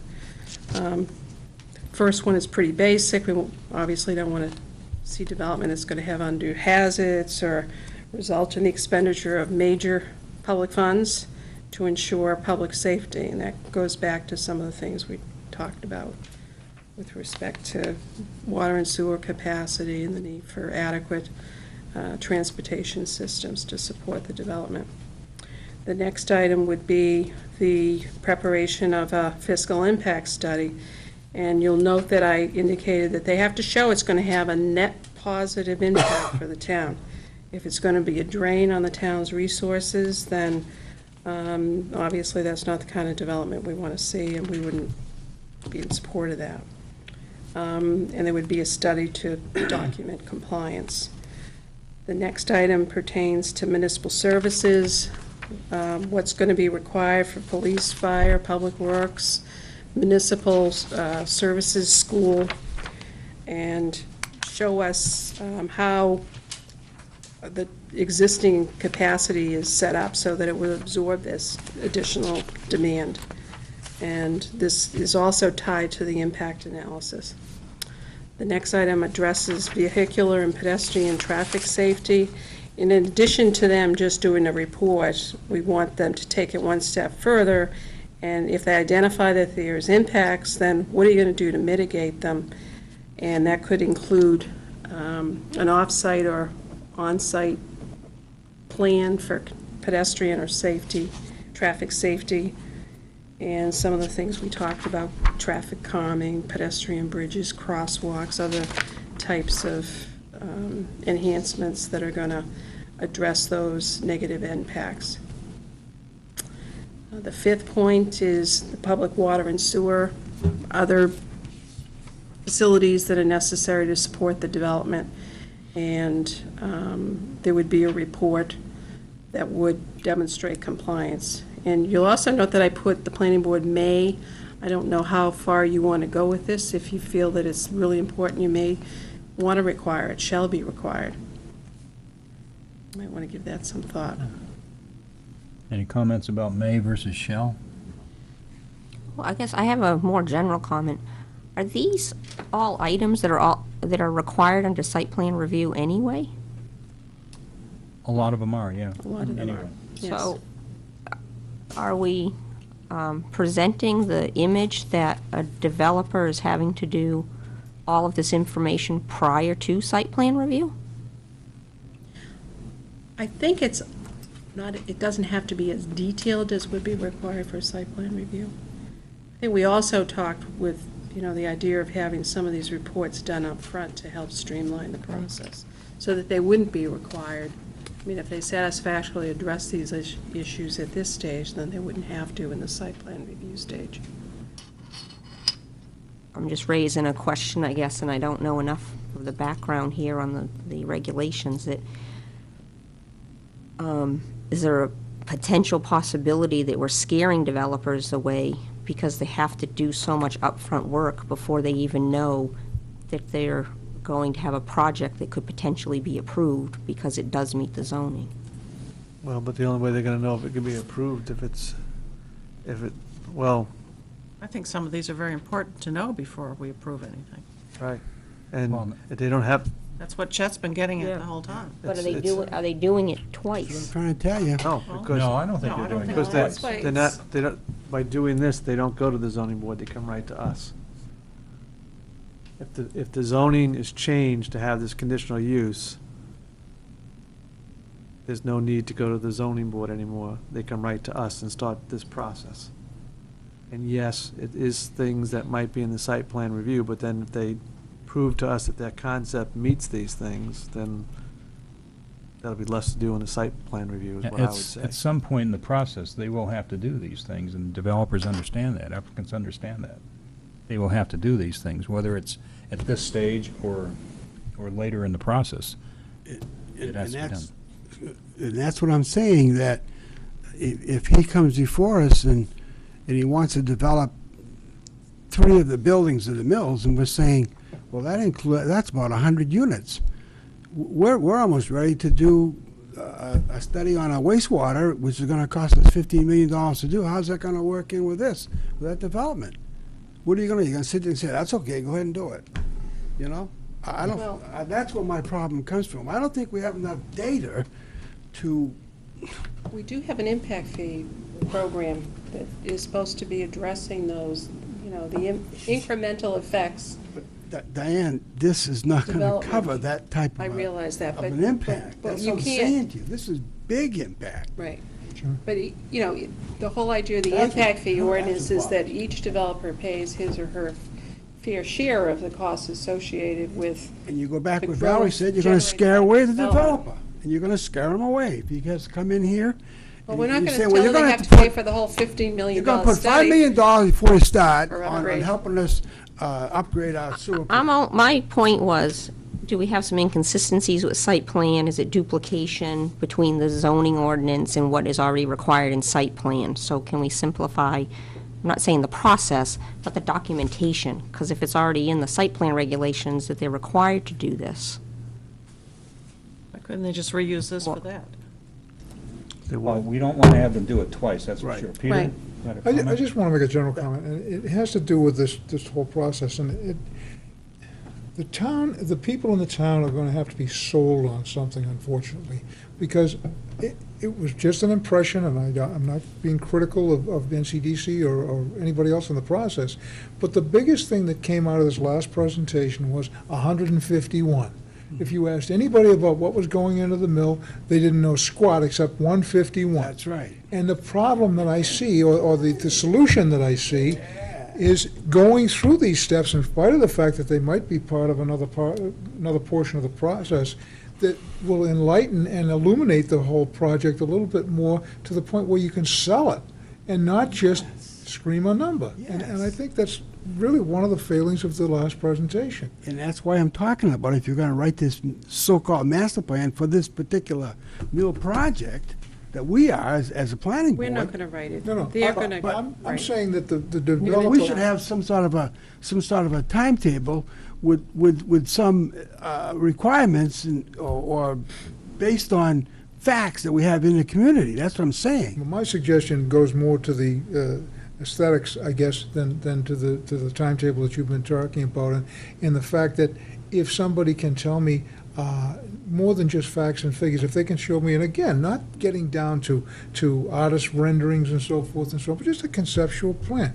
We want to put X number of residentials on floors 2 through 6, or we want to put, this is the mix that we foresee for the retail, non-residential element in the component. We want to create open space, and we want to create common areas. So these are things that, a little more forthcoming in the concept and a little less emphasis on the number of residential units, which I think really killed the deal. So what are you saying? Then you support this? I support these. Yes, okay. Maybe I can ask the question a little different. Does the developer come in and it's two processes? The first thing they get is the conditional use permit, and then then it's the site plan review.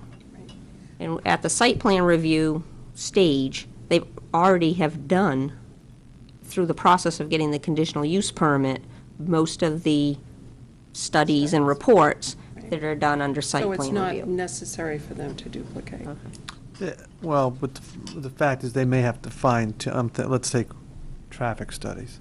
They may have to fine tune it, because as they begin to engineer and get into the details, they may have to readjust, in which case, they may have to go back to one of those studies to reanalyze a little bit. I wouldn't want to just say it's, completely done, at least my impression. But generally speaking, But generally speaking, Certainly we've gotten the big picture. We all agree that the net effect is beneficial to the Well, town, that's- and therefore, let's go forward we with this. certainly, we certainly don't want to have any potential developer have to do things twice. And maybe that should be made clear. Maybe we that- need to, clarify clarify the that if process. you've gone through this process for the conditional use permit, the planning board has the discretion to waive those requirements, or shall waive those requirements for the detailed site site plan plan review. Or use them in the site plan review. Or use them Yeah. to help.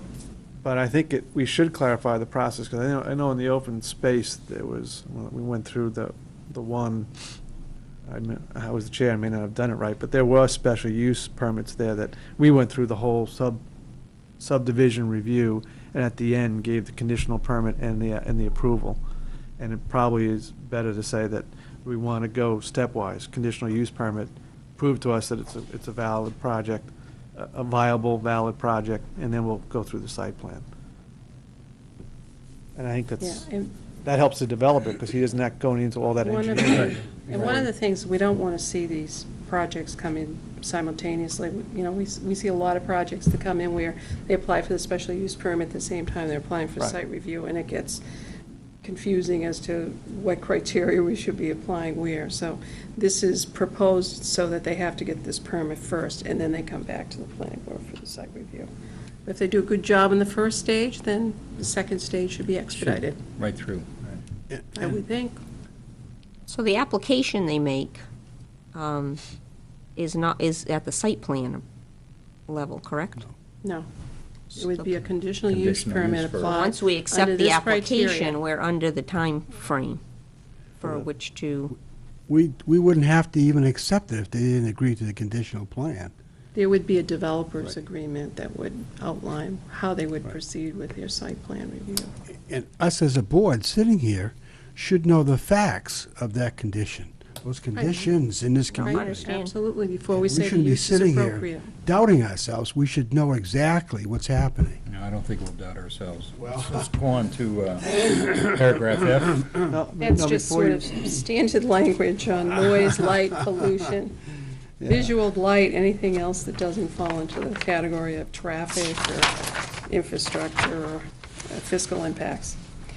Okay, Before we leave 5, though, yes. is this an all or nothing thing? You have to meet all these criteria? Oh, yeah, well, yes. Okay, I just want to make clear what we're saying here. It's an all or nothing thing. If you can't meet any one of these criteria, the permit's not given. Okay? You're talking paragraphs A through F. Correct. Okay. Okay. All right, dimensional requirements. And this gets into the residential density question. We're basically saying here that all the dimensional requirements that are outlined in our table from M1 apply, except for the maximum residential density requirement for multifamily housing.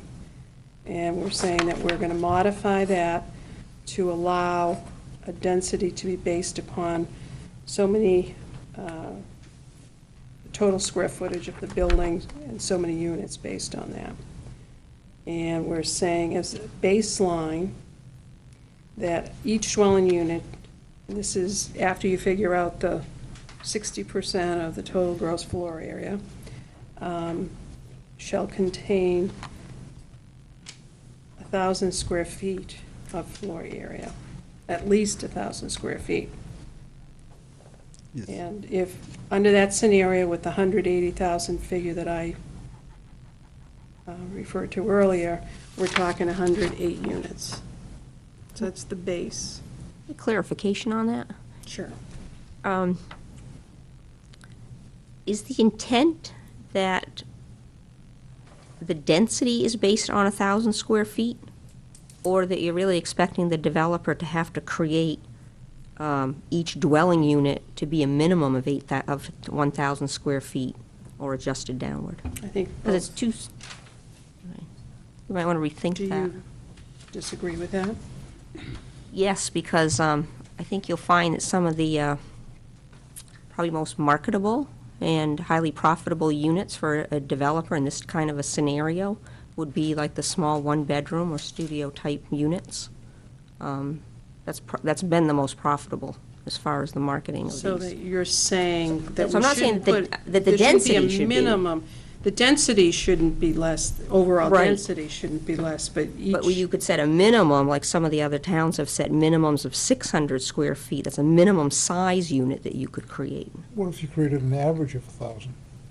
Yeah, let's Yeah, an just stick with an average. average Well, rather than a if you go minimum. back to my question, it's But I think if it's of- density we're looking for, I think we should just not talk about a minimum size of a unit, but that you're taking the gross floor living area and having to allocate, you can determine the number of units based upon 1,000 square feet Right, per that's, unit or and that's what adjusted. I'm. So that was I don't- kind of I more don't my even feel question. Do we Because you really have need to have a base to minimum? start with the percentages of the bonuses. Right. But it's only to determine the number of units. Right. Not That's that correct. you Not need the a size minimum of it. square footage of Not the the- unit. okay. So I think if we can clarify that, it would be better. And gross could include some of those common areas, so you could end up Mm-hmm. with 600 livable. Yep. Okay. Is 1,000 square feet, is that going to be large enough for some sort of multifamily housing? Is somebody with 2 children going to be able to deal with 1,000 feet? That's not really the market, I mean, if a No, I developer know, wants but- to do that because they feel that's marketable, but as I just mentioned, if you take an analysis of the seacoast condominium or high-end, apartment market for multifamily, you will find that it is the smaller one-bedroom style units that are the most profitable for a developer. There's just a bigger market for that urban infill type of product, One bedrooms, the smaller one-bedrooms. what, 600, 700? Exactly. But we're talking multifamily here, Well, just that you're using, multifamily just means more than 4 units in a building. okay, but it wouldn't mean 2 children in a unit for 1,000 square feet or something like that. Okay. Just Not wanna get that necessarily. clear. Good, but it doesn't. It could, but we're not, we can't regulate that, obviously. Okay. So, So The it's just 1,000 for would ju- determining the number of units allowed within that building, not the size of each. not the size. That's And I'll make sure that's clear. Okay. That's a good point. That's a very good point. Okay.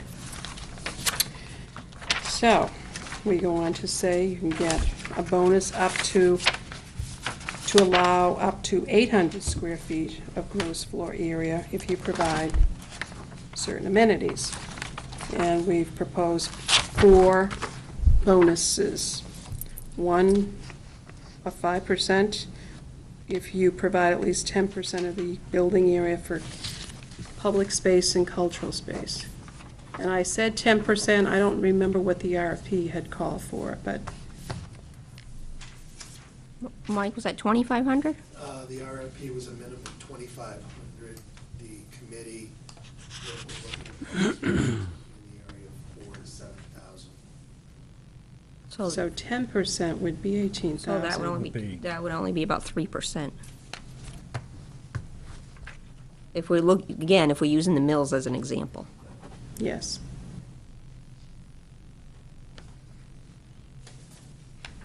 So is that reasonable? I think we should look at that bonds report. Okay.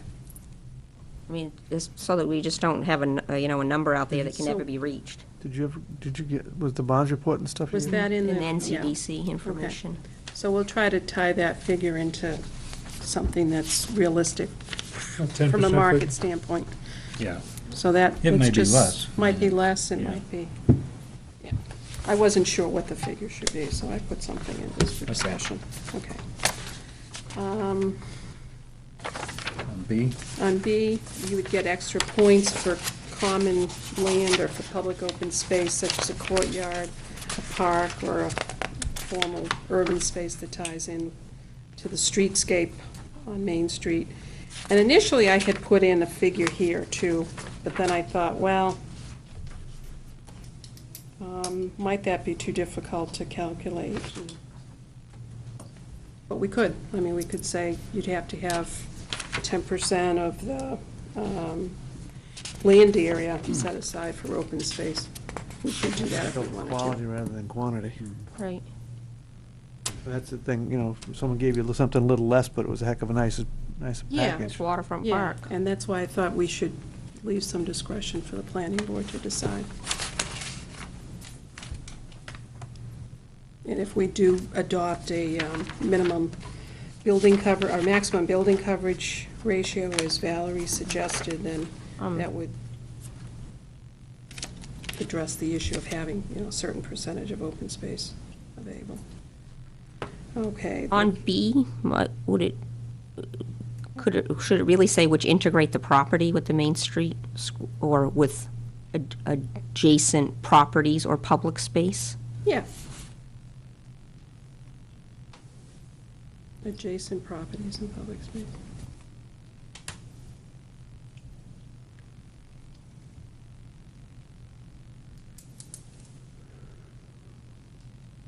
That's good. Okay, an additional 5% if the building is rehabilitated in accordance with the Secretary of Interior's guidelines or standards for historic rehabilitation. If the applicant is pursuing historic preservation tax credits, that's one of the requirements of that That would program. fall under there. So I put that in there as an extra incentive. Okay. And last but not least, Before you leave that, though, how, they would have to prove to us that they got that approval before we move forward? Does they someone- would have to, that's a good point, I mean, they would have to present that to us that they were going to pursue historic preservation tax Well, credits. going to pursue and actually doing That two would different have to be a things. condition of approval, Conditional approval. and it would have to be in the developer's agreement. Okay. And if They they would have didn't, secure. we'd have to figure out a way to secure it. I mean, I'm not that familiar with the process, but I don't believe it occurs until after all the approvals are done and the building plans are in a pretty detailed form to, because I think they actually send them either to Philadelphia or to the state historic preservation office. Is it the state, Michael? It doesn't allow demolition if they use historic tax Right. credits. There's no demolition of the property allowed. Right. Does the preservation office have a service where you could present a plan and they would tell you if it's eligible? Reviews, and they meet with you and everything, and, Mm. you know, they're really, really complex. And it's interesting to note that any of the developers that have proposed at this point in time have looked at using tax credits as part of their financing package, so it means that it would really be a So it really Big wouldn't, project. it would probably not be determined until the building permit's issued at that stage rather than They the also planning have board to stage. list them on the National Register.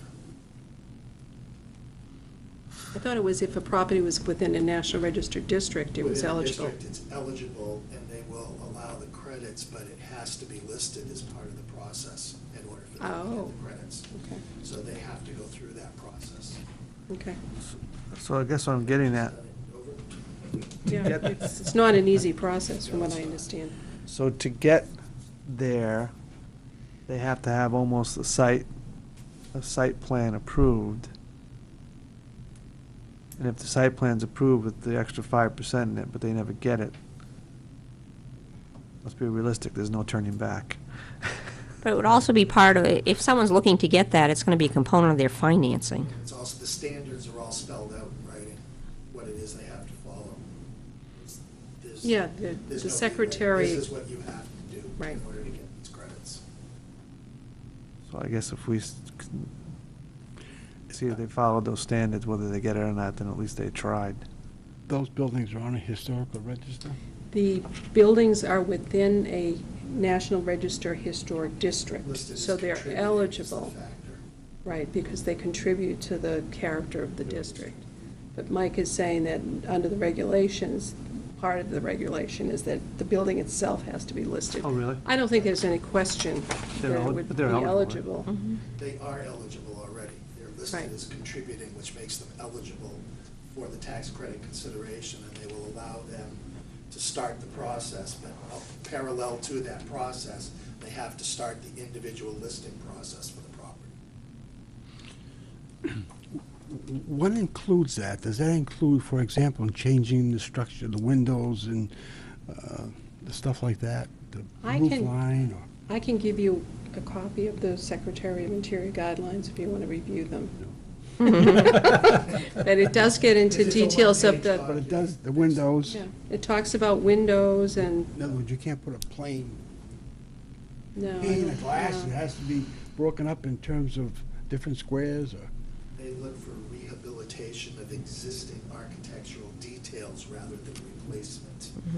One of the biggest button issues nationally right now are window treatments in historic structures, because the regulations right now don't necessarily give you energy efficiency, if you follow them to the letter. If you follow, yeah, I That's could a imagine. huge argument. But there's different layers of credits too. There's a 5%, a 10%, and a 20% credit. So, depending on how strict you follow. All right, and the fourth bonus is for projects that utilize green technology and implement measures to improve energy efficiency and utilize innovative techniques resulting in energy savings. Which may be counter to C for the tax. That could be. And do we want Well- to include reference to lead technology, since that has some What, best meaning in available field? technology? Yeah, or- there's, Yeah, Lead- because otherwise there's no Can I- basis Oh, for the this. LEEP, yeah. No, L-E-L-E-E-D. LEED. LEED. So how should we word that, George? How about, I'd have to think about that, but my thing there is you have to have a basis here for, if somebody puts one solar panel on, you can say you did some energy conservation, but that may not mean anything. You know, So it mean, has to be a LEED certified construction? LEED certified. yeah, can I just read, LEED certified construction? yeah. All right. You have something there, Val? Portsmouth defines it as, the principal building on the site is U.S. Green Building Council LEED, Leadership in Energy and Environmental Design, certifiable as demonstrated by a completed LEED checklist scorecard. So obviously there is something that there is. exists. Yeah, there is, and And they it would give a probably, document that they would have to just submit to the planning board. they have a consultant would have to go through, and you get points for instance, on Church, St. Michael's, and they're putting porous pavement in. That'll give you a certain number of points towards a LEED certification. If you do some other energy conservation, you get a certain number of points, and you add the points, and you either become LEED certified, then there's different levels, gold, platinum, whatever. Can you share that with me at some point? Gonna. Thank you, Valerie. Okay, that's helpful. Thank you, George, for the How's our historical clarification. group here in town going to work with this? Is that just through the site plan approval that we go through in terms of? Right now, Yep, that's where they would work. they do advise the planning board on matters pertaining to historic structures. However, there is an effort underway to get a historic district ordinance passed, and Passed, yeah. so that may change in the Change, all future. right, Right, And that would include the mills. most definitely. Okay, 7. 7, general requirements, and I may, be fleshing this out some, add some additional requirements or conditions, but I think it's important that we all know what it is we're approving, and that the conditional use permit is tied to a specific project, and that it's not transferable to a new owner. Paragraph B states I have that, a question. Sure. And it said it would not be transferable to the new. There's not a conflict between NCDC that owns the buildings now and a developer.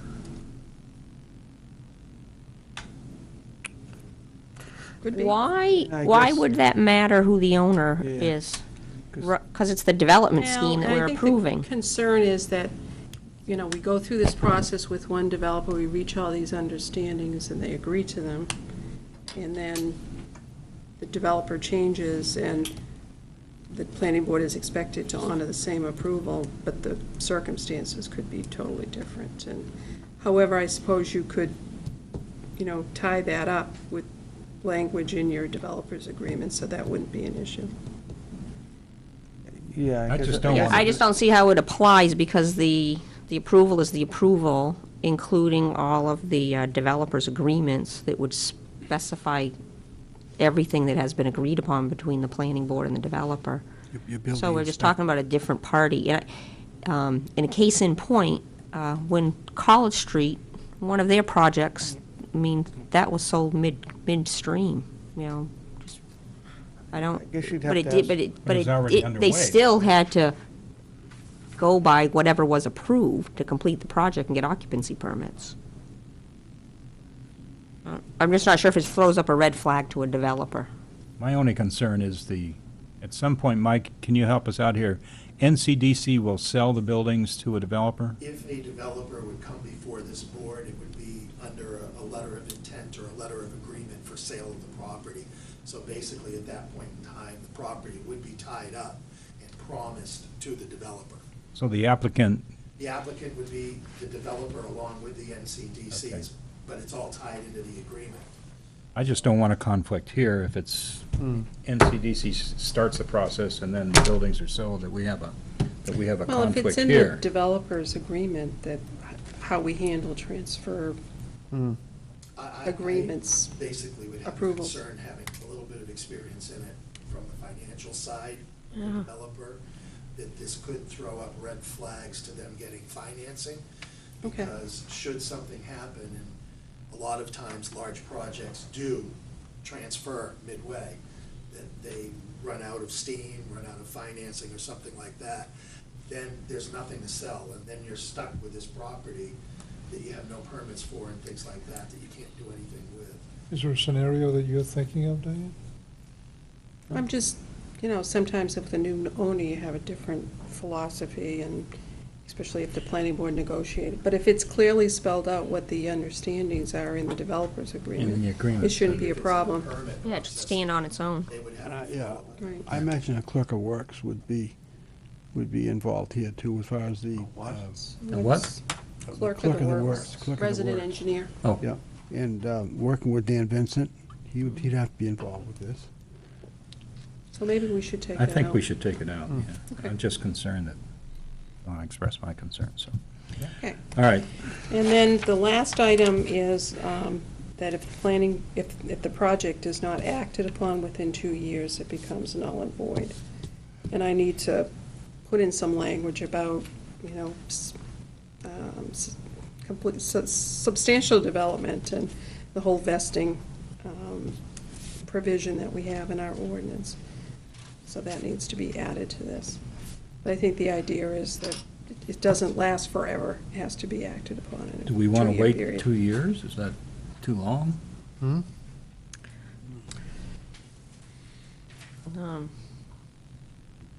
It's up to the board. 2 years to do their studies. I would hope not. Hope not, Ted. Hope not. 18 months. I mean, right now, we've got 6 months for conditional approvals. Well, that's approval, such permit is not acted upon in 2 years, becomes null and void. Well, the permit, I mean, the conditional permit is they have to have a site plan into us for review. Right, but let's say that they get their conditional use permit, and then the economy changes, and they head south, and they transfer the property, and we don't hear from anyone for 2 years. Mhm. And then circumstances change, whatever the case may be. Do we want to have the opportunity to grant an extension if we see that there's extenuating circumstances? You know, my Or do concern we is want a that new someone would developer to go sit through the on, process? would sit on it for 2 years and and then somebody else may come along that's interested in it, and it's not going to happen. That would be, Okay. I mean, I'm not sure how we word that, but I have a problem with 2 years. I think that's Well, way too Well, long. what's typical of other That's development okay. approvals? That with substantial completion? I've seen 2 years, 3 years written for variances. You know, if you don't act upon it within 2 or 3 years, then you lose. And this would You're be right. from site plan approval? What's This act, is, from the this is conditional use approval, permit. conditional use permit.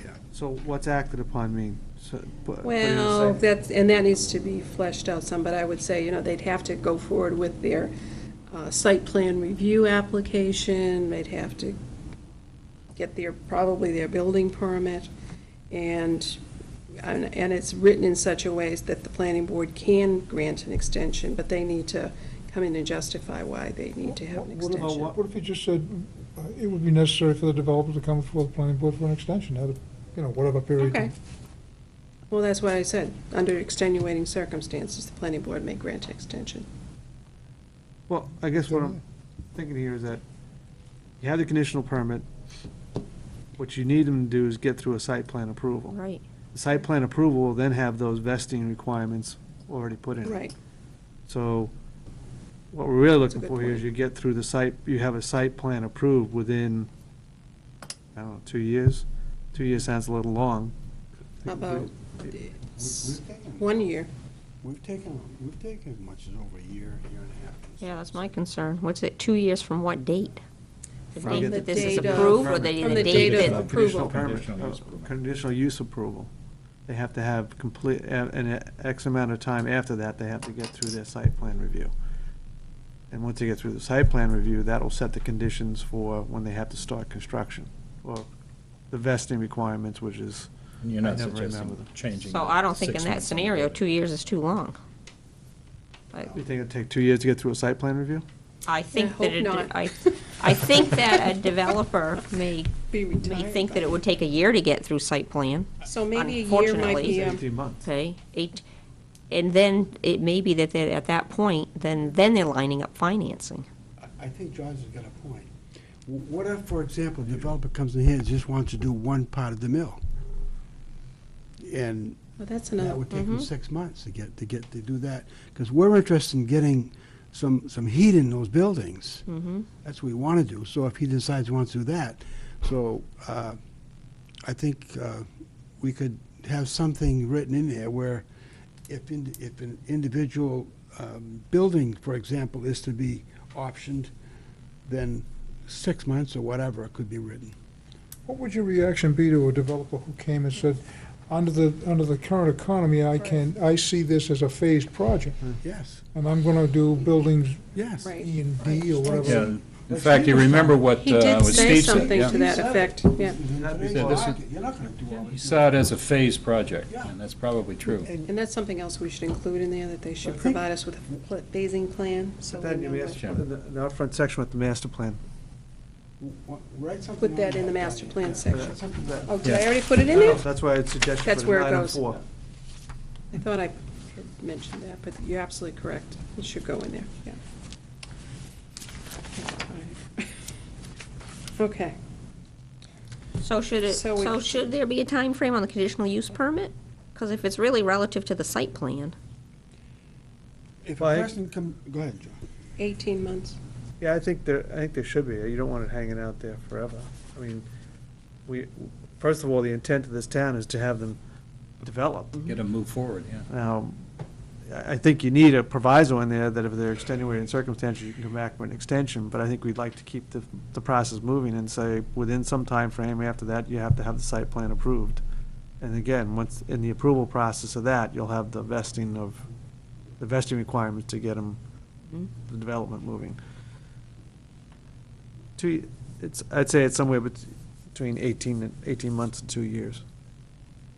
Well, maybe leave it at 2 years for now, because it is a big project, it might take that. I'd go 2 years, and if somebody wants to develop one of the I'd leave buildings, it. one building, then we probably could put it like 9 months or a year or something like that. See, That's I specific. view that as, I view the phasing as part of the master plan, which would be part of the conditional use permit. So Yeah. in order to give them a conditional use permit, we'd have to have that understanding that Know it's what the gonna be phasing was. phased. Yep. And we agree to that in the conditional use, and then then it might be, they may only give us a site plan development for a part of A that. building and But that would start that would meet the requirements of the 2 years. So what you're saying is that if a developer's gonna come in, whether he phases it or not, he's got to do the whole project over a period of a certain amount of years. That You're just saying start it. plans Yeah. out, that he plans out for us. Right. And yeah, and I think we have to be realistic that, economies changes. I mean, Right. developers have a very short window of time for their development. I mean, they have a plan, they have a vision, and they get financing that has to happen in that span of time. If things happen, they may have to change a little bit, and we'll have to be flexible for that. That's why the idea of a phased development. But suppose you have a developer that comes in and says, I want to do building A or whatever the number is, and I'm going to do it within a 2-year period. He's not the guy that's going to do the entire process of all the buildings. Then another guy comes in and says, well, I'm going to do the rest of it. That's what I'm talking about. Different developers. Well, Well, don't I think the there's- issue, don't- that I this don't is think per lot, Yeah, Yeah, so, that's what I'm looking at. Doesn't have to be the same developer's going to do everything. You could get different developers. but you're gonna have the same owner, because you're only gonna have one owner that's gonna do a development on a lot. They wouldn't be able to get financing to just do a building on a lot that they wouldn't own.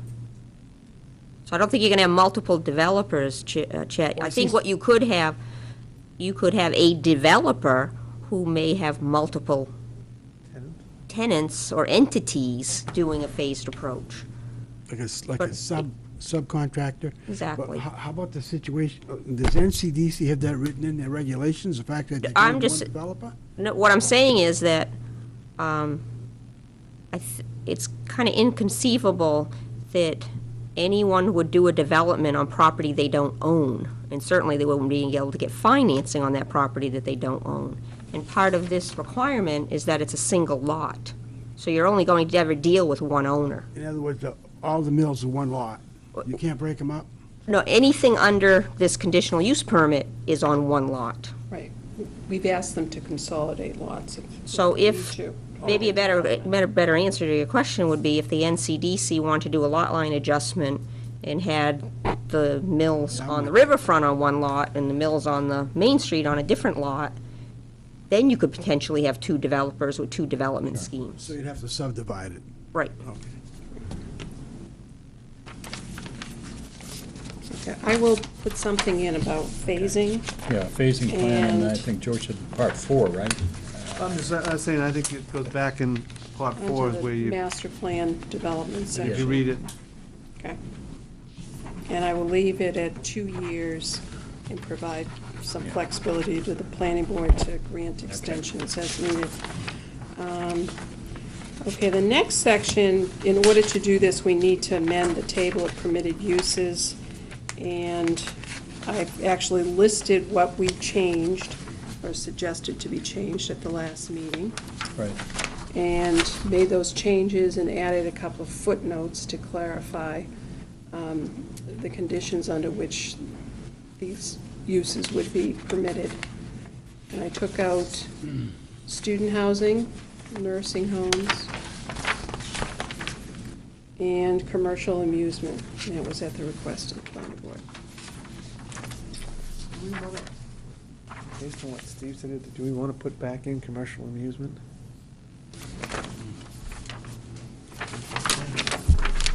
His example was that somebody took an unused portion of a building and made it a haunted house. I don't know. Well, I guess his point was, you want to be as flexible as possible. Right. But I don't know, I could just thought something it- like that be addressed? Well, it could be a special use permit. Could be a special use permit. And Okay. I would think that would be a no-brainer. Okay. So would it have to be identified as such? No, because the way our ordinance is written, something is permitted by the table, and if it's not permitted, you can get a special use permit for it. very general. Okay. And there are a couple of other cleanup type things that I didn't add here, but Can I don't mean to put a wrench in this, but what you just said, then why would, or maybe I missed my own question, the NCDC did not need a variance for residential use. It No. was only for density. They They would have needed come a here for a special density, use right. permit for the residents. Okay, sorry, thank you. Okay. Now, you were saying? yes, there are a couple of other items. We probably should add some definitions. I'll work on those for the next iteration All right. of the draft. And I found that we need to make an adjustment in section 70, I want to say 5, which permits mixed-use developments throughout the M1 and the M2 and the M3 district with different design parameters than what we just discussed. So I need to make a modification there to correct that inconsistency. To be consistent with this. Yes. In the site plan review? No, it's in the zoning ordinance, and we have a special section on mixed-use developments. Thought it was section 705. 702? Yes. Thank you, Valerie. And right now, the way it reads is they are permitted in the M1 district. You have to have a site plan approval, and there's, the residential density is 1 unit less than the maximum residential density for the district when non-residential uses are included And then also I'm not- the issue of the no more than one residential structure per lot. per lot, right? So that, we would have to modify this section so it's consistent with the new zoning that's being suggested. Okay, and I will draft up some language for the Okay. next iteration for you to review. Okay. I think what we have left is the next steps. And that's it.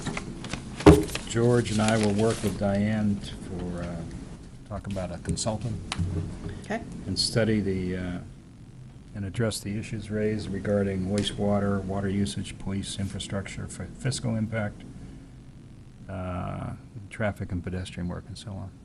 okay. So we'll get with you on that. The second to do is you're going to look at the lot configurations and a lot size in M1 and provide some information on that. And, As far as the buildings that are on the lots, and right. I'll see And if I can maps get an and- aerial and the maps, photographs yeah. and try And to, this addresses the issue that Chet raised about where the buildings are, and the lot sizes, and the configurations, and so on. Mhm. And then, and you probably don't have enough to do, so you will. I'm not sure I'll be able to, this is 4th of July weekend I know, coming up. I'm I know. not sure I can get it done by next Tuesday. No, but no, I'm not certainly it- suggesting next Tuesday. Maybe the next No. meeting. And then we need to decide when we're going to have the next workshop on this. Okay. On the idea of aerial photographs, I wanted to let the board know, we now have pictometry, which is a form of aerial photography, but it gives you the ability to look at buildings sort of in an oblique fashion. You can get a bird's eye view, an oblique view, so we might be able to get some nice renderings and, well, Is that not from Google? renderings, but, no, it's actually a program that the police department was able to get through a grant that was given to Rockingham County under Homeland Security. Is it It's- web-based? No, it's not something that's on the web, because it's, some of the information is subject to security. But I think for planning purposes, we can use the maps as part of this Good. work session, so we'll be able I to. thought it was a software like a GIS that allows you to take. It is like a GIS, it is, And come in on an oblique. right, you can do obliques, you can, it's amazing, I mean, you can actually measure the height of a building. As though you're, it's similar to the Google Street Yeah. program. Okay. Where you can So actually you kind of can move walk, it- you can move move around, you can look at the building from different angles, different sides, you can turn, you know, you want to see, is there a shed in the back of the building? And you can, you know, turn the, I haven't done it, but we use it for It's- transmission line it's studies. pretty neat, and so, it's high-resolution photography. Well, that so may the- address the, The accuracy is really phenomenal.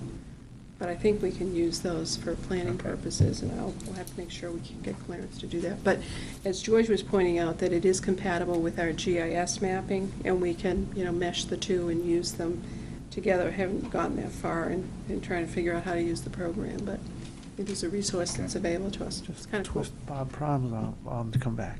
What's that? Twist Bob Prime's arm to come back. Yeah, we'll get Bob to come and do some Hopefully, mapping work I for wonder if us. he's watching tonight. Coming to get you. So, Now, next week, next Tuesday, we have a planning board meeting next Tuesday night, the 8th. And so what works for the next workshop? Anybody up for the 15th? It's okay with me, but I might be traveling that day. That week, I have to travel one day that week, and I'm not sure which day it's going to be. If you want I to pick a could do day. it, I could do it the 15th. Yeah, I have no trouble. All right, why don't we shoot for the 15th and hope that George can adjust his travel schedule and join us. Okay? Good. Is there anything else we need to talk about tonight with regard to the workshop and the zoning? Could I Rick? just ask a question? I mean, just Certainly. edification. Is there any height restrictions to buildings in M1? Ooh, I believe there are. That would apply to new construction, wouldn't it? Right, it would only apply to new construction. What if It you wanted is. to put some additional floors on the building? Well, that's what we were discussing, that we wanted to limit the ability to just work within the existing bulk of the building. Building envelope. The building envelope, so that you couldn't build up and couldn't build out. On the And third also, there's page, an issue of It's 50 maintaining feet. the historical Is it 50 significance feet? of the Okay. building.